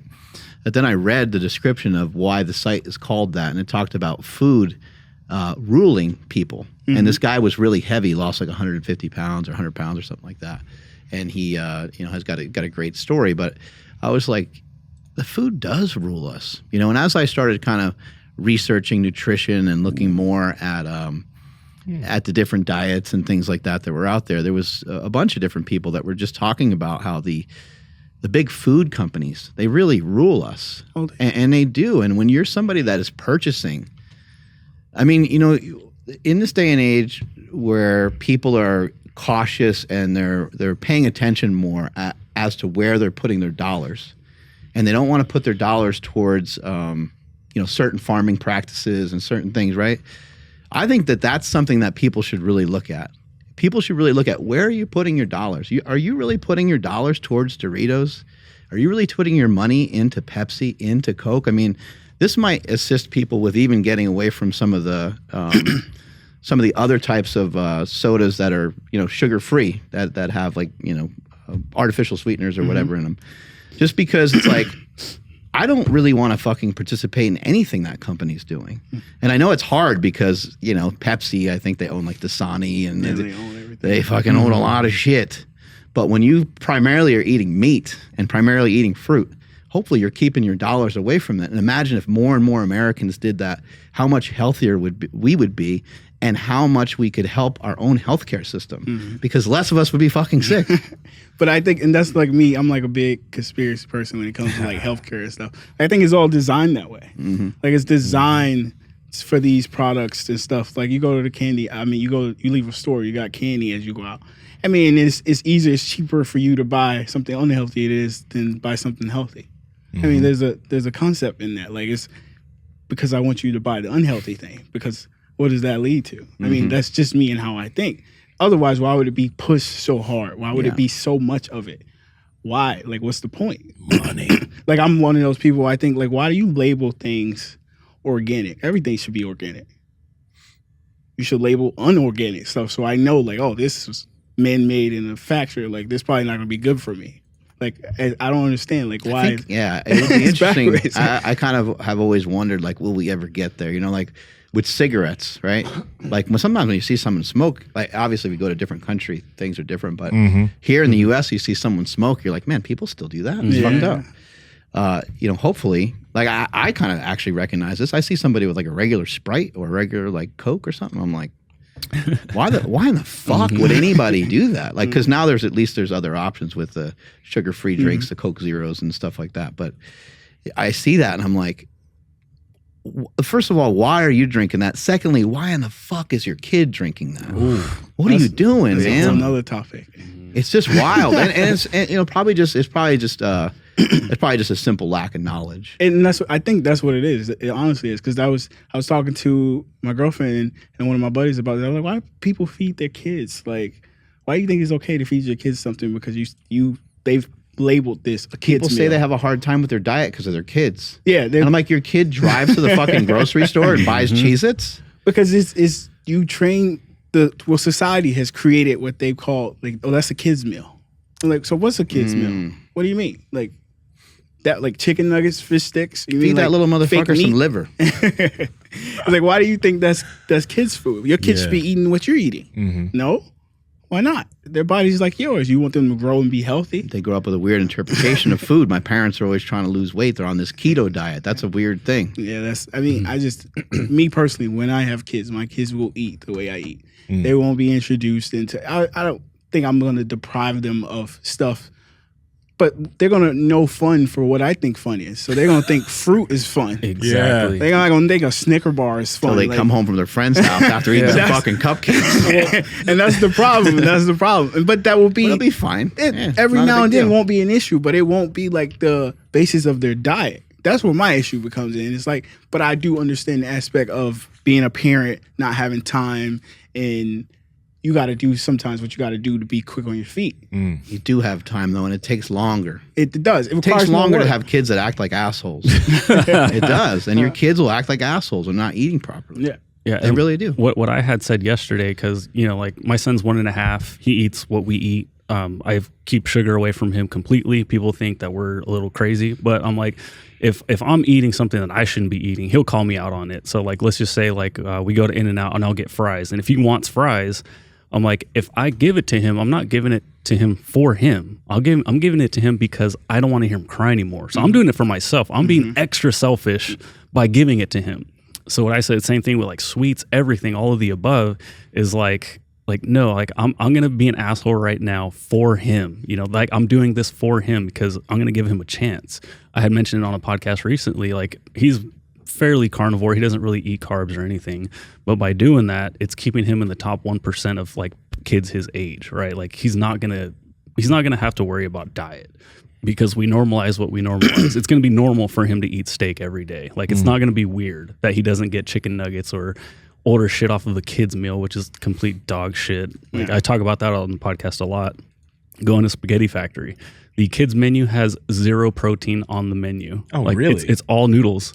It's all noodles and some sort of sauce. That's all it is. There's no chicken. There's no meat of any kind of meat sauce that I've maybe been to has places where the kids' menu has like chicken fingers and French fries. Right? Yeah, absolutely. It's like they need 2 things of fried food. What the fuck's going on here? Yeah, and But then, my thing is chocolate crazy. milk. My thing is why introduce it when you're eventually going to take it away? Because what happens? It makes it hard. Yeah, what happens when the kid get to the point where they're maybe feeling, you know, they may be my kid is a little overweight. Now you got to take it away from them. And how does that work? You're trying to take something from somebody, a child, they don't understand the concept of why I can't have this. Yeah. But you should have never told them why they could have it. Yeah, you're messed up because I messed up. Exactly. You know, didn't Jess, a friend of Mark's and a friend of ours too, his name's Jesse Burdick. When he came on the podcast, he talked about his daughters and the way they eat. Because, you know, sometimes, and we found multiple people that have mentioned this, but you know, a kid is going to go to their friend's house. A kid's going to have an opportunity to go somewhere else where friends are having cookies or whatever. But I think it was Jesse who mentioned that his daughters came home and they're like, yeah, I had some of this stuff. It was just too sweet. Like, it was just, if a kid is used to eating real food and it's good real food, when they go out and they have this really just packed with sugar, packed with like just a lot of shit stuff, they'll come back and that's not normal for them. They'll realize, oh, this is too much here. There's too much going on here. Yeah. And even for myself, like I've noticed this when I changed the way I ate over the years. When I go back and eat some of that shit, it's just too much. Yeah. And Nsima, do you know where your keys are? We got to move our cars. Apparently they're painting the building.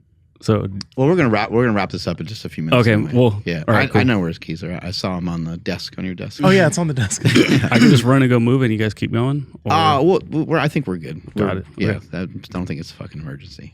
Apparently it is. But maybe it is. Maybe it is. Well, I mean, they didn't even put a sign up to say like we can't park there. Yeah. So I'll move my car real quick. Y'all keep going. Okay. I'll be right back. yeah. All right. Well, me and Dre will talk.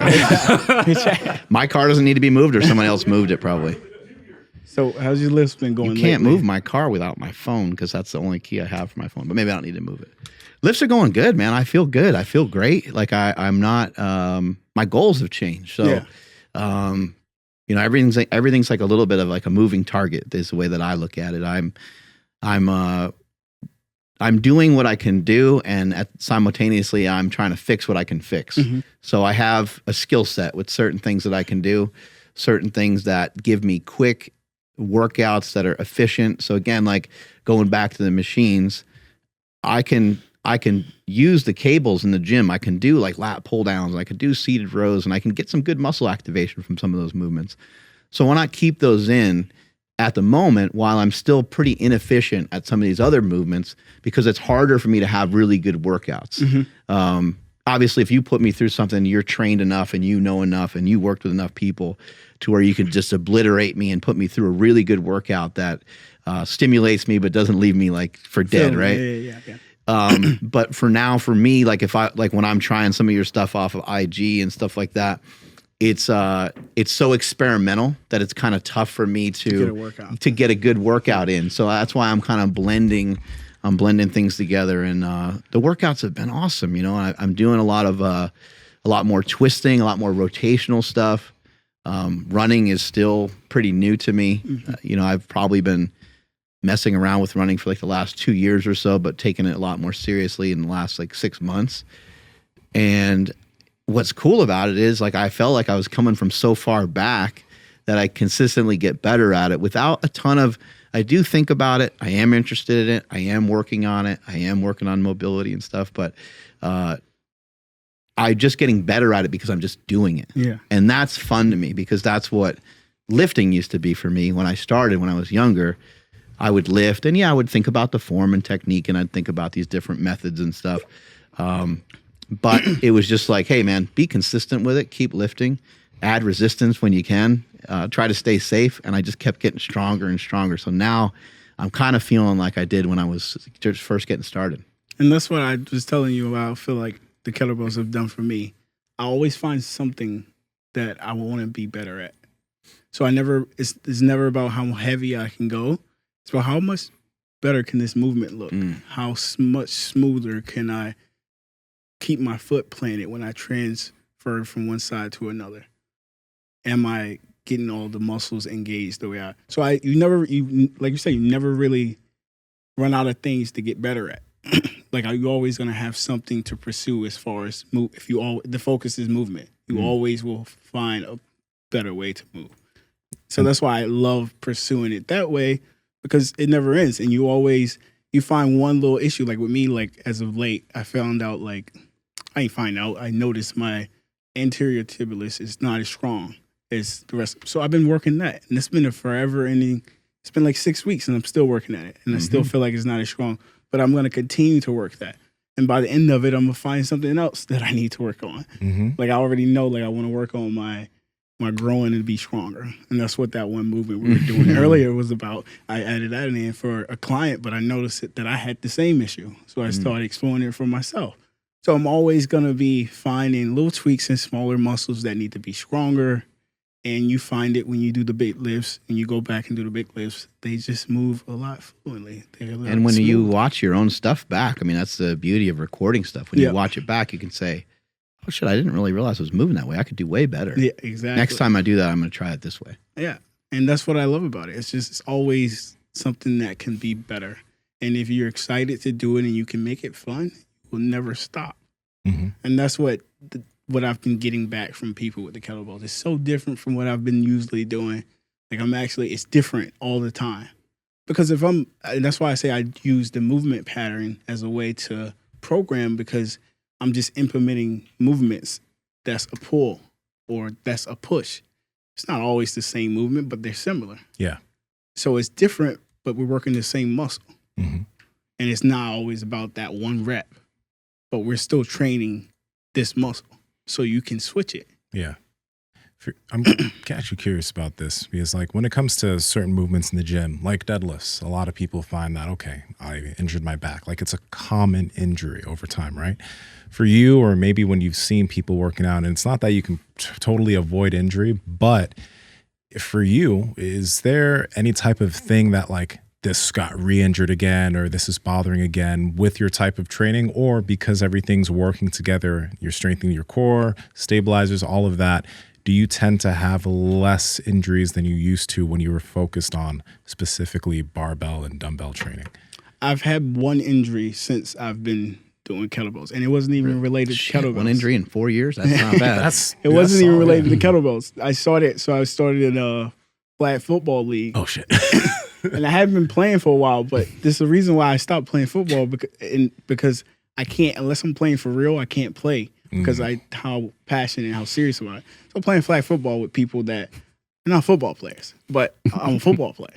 And I run, but I hadn't been sprinting. Uh-huh. And if you haven't been sprinting, you just can't go out sprint. Yeah. So I Nsima knows. No, that's too well. I tweaked my hamstring a little bit. But I've been working on it, and it's better now. Yeah. So I'm back sprinting again, because now I'm sprinting a lot.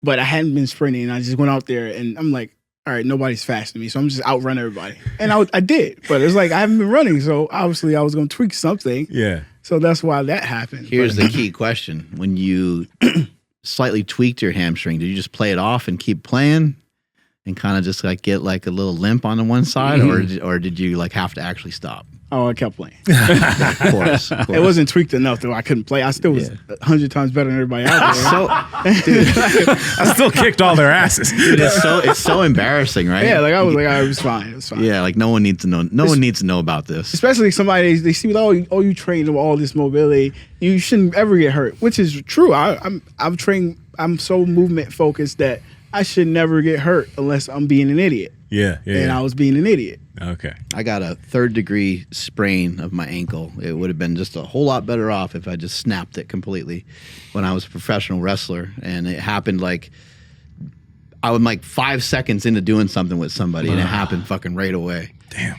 And it was like this whole like tryout for like WWE, and it was actually at like an arena in Los Angeles. So it was like before a TV taping of like SmackDown and shit, and like Shane McMahon, Vince McMahon's son, is there like watching the shit. So it's like I just played it off and just got through everything. But when I got back to the locker room, my foot was so swollen, like I was wearing like a boot, and I pull my fucking shoe off and look at my foot, and I was like, I was like, holy fuck. And I'm like, how? Because like I can't leave either, because like that's kind of part of the way that everything works is you stay there for the whole show. I got invited to it, which is like a huge honor. And so like now I got to stay there, but I'm like, how am I going to be like walking around in the back without like, limping it off? Limping around. So I just gritted my teeth the whole time and tried to walk as the best I could.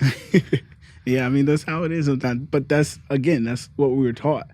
We weren't taught to sit out on the injury. Right. Like in my household, I couldn't get hurt. Like my dad coached me when I would play youth football, but there's no such thing as being hurt. And there was times I was actually hurt, but it doesn't matter. Shake it off, play. Yeah, I mean that's what we were taught.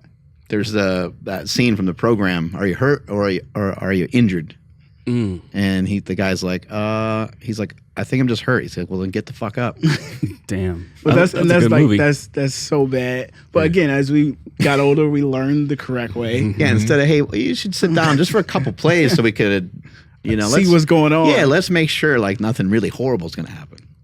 Do you try to get some of your clients into some more minimalist shoes? Because I feel like with like some of the diet stuff, you know, when somebody is like, I just like enjoying my food, they want to lean more into the cushy, good food. It's kind of feels like the same thing with the shoes. Yeah, with the shoes, I definitely do. I pretty much got all of them in Vivos by now. Okay. I push Vivos like heavy when it comes to that because more likely than anything, more people have more foot and ankle issues than anything. I mean, that's where everything stems from. Bad feet, bad ankles. So if we can address that right away by just changing your shoes and doing more stuff, then it helps. Because you see people outside of, like, you don't play sports. Why are you walking around with 3-inch thick shoes, soles? Like, for what? You're not doing anything but separating your foot from the ground. And now you don't know how to use your toes and your foot. Use your foot as a foot instead of as separate. Like, you just do this. And most people use their foot like this. Yeah. Yeah, that's not how it operates. Yeah. Or it's not supposed to, but they don't know that. You got women that wear heels or different types of shoes, like the dress shoes, and they just don't know any better. So you just gotta like retrain it. And a lot of movement quality gets better just from doing that. How long have you been wearing barefoot shoes? Because you were mentioning like you like running that way too. But how long have you been using barefoot shoes, and how was the transition for you? Did you have any type of foot issues, or was it pretty smooth? I definitely have footies. I got flat feet. Yeah, I was told I had flat feet too. I got flat feet, so I mean, I've always had the issue, but it was always the sneakers that I wore. I mean, football cleats. My foot. Oh yeah, dude. And I always got my ankles taped, so my ankles weren't getting stronger; they were just wrapped. So I've always had the ankle foot problem. I have to do that with soccer too. I totally, you just reminded me about that. Yeah, I just got my ankles taped whenever I played. All the time. And then you got your ankles taped, and then you got your foot stuffed in a cleat that's tight. So it's nothing, but there's no really cleat that's designed for you to actually have that toe spread. Yeah. Maybe they'll figure something out later, but like that's why you spend. But I was barefoot for a while. Like I was just training socks because I figured out like that felt better than shoes. I didn't know why, but like mentally I was like, oh, this feels better. But then I started like research why and like get into it. That's why I got into the barefoot. Like I walk around barefoot like every day. Yeah. Shoes, like these just what I wear. Are you paying attention to your feet when you're doing some of these drills? Because like it looks like to me like when you're doing these movements that you are conscious of what you're doing with your feet. Gotta be. You have to be. Because a lot of times the way your foot is playing it matters, especially when you're spinning and you're turning. Yeah. How your like big toe is playing it, how much pressure you gotta be. And that's what I try to get my clients to focus on, because you'll have somebody do an exercise. You'll be like, where'd you feel it? I don't know. All right, do it again. I'm going to tell you where you should feel it, and then let me know if it's there, and we'll keep working it until it gets there. That mind-muscle connection is everything for everyone, and that's what 90% of people are missing. So when you start to pay attention to where you're supposed to feel it and how your foot is supposed to be, it starts to make more sense to you, especially with kettlebells and a lot of like the flows and stuff I do. Like how you pick your foot up and how you put it down matters, because you got weight in your hands now. Yeah, I noticed that like you're intentional on like kind of shoving that knee out. I saw like when you were showing me that movement today, you're shoving your knee out to like where your foot is. You're not allowing the ankle complex to kind of cave in and the knee to cave in.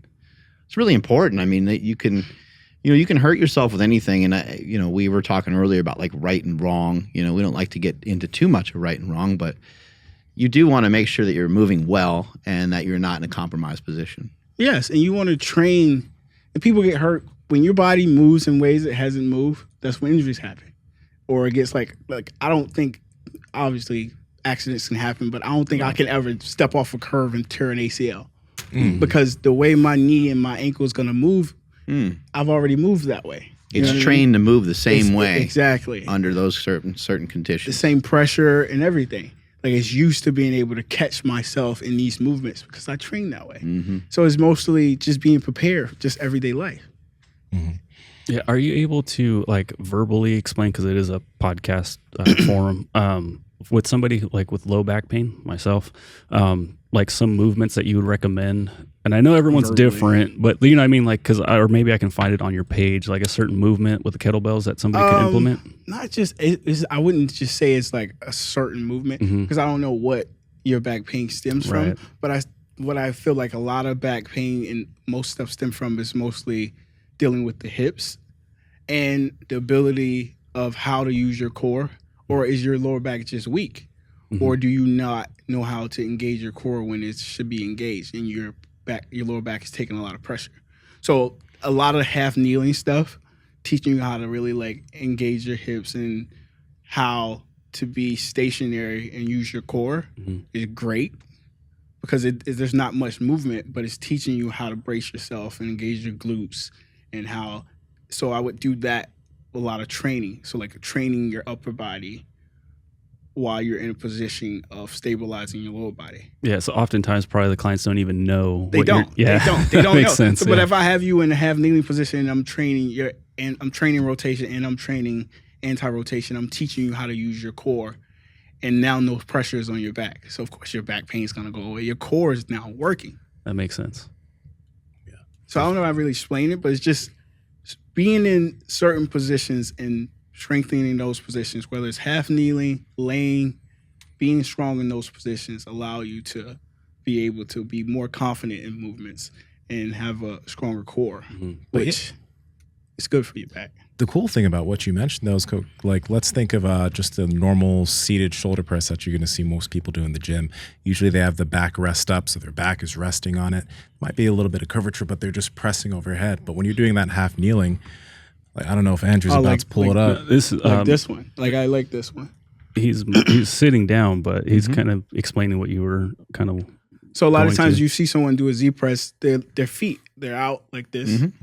What this does is put your foot in a position where now your hip flexors they're involved in this exercise. Like your lower body, your core is engaged, everything's engaged, which is supposed to be, in my opinion. But not everybody has the ability to do that. So then you got to find ways to put your body in predicaments where it's using the correct muscles.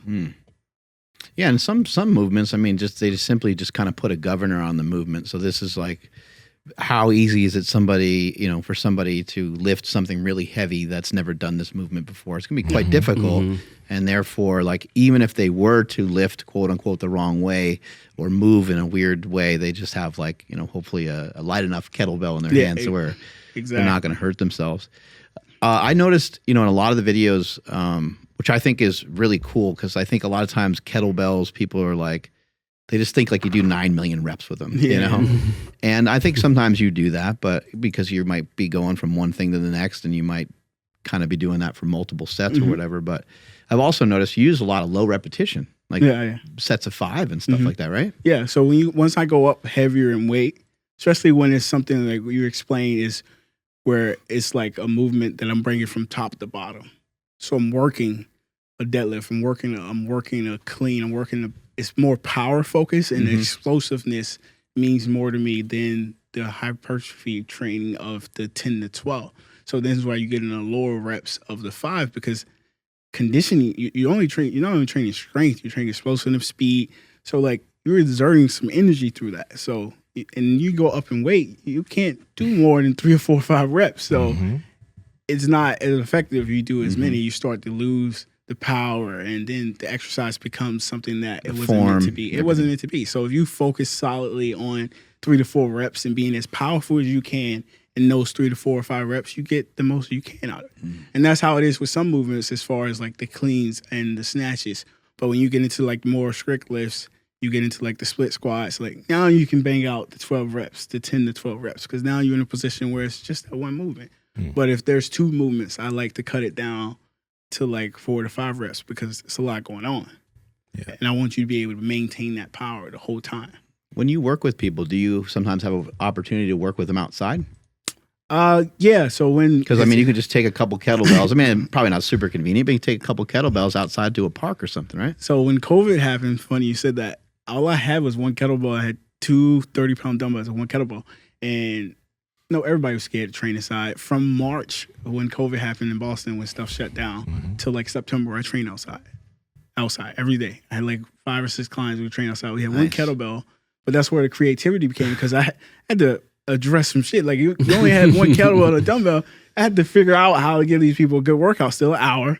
I'm still charging my same rate of $100 or whatever dollars. So I need to make this real life. Like we're not missing nothing. So that's where a lot of the creativity of how I had to, all right, now we can focus on movement. I don't know when we're going to be in the gym again. So your goals they didn't have the same neural mind of I need to lose weight. It was more so I just need to move my body. I was like, all right, now we can address all these limitations you got. Yeah. Because you're not focused on the overall what you used to be focused. You're just trying to make sure you're moving now.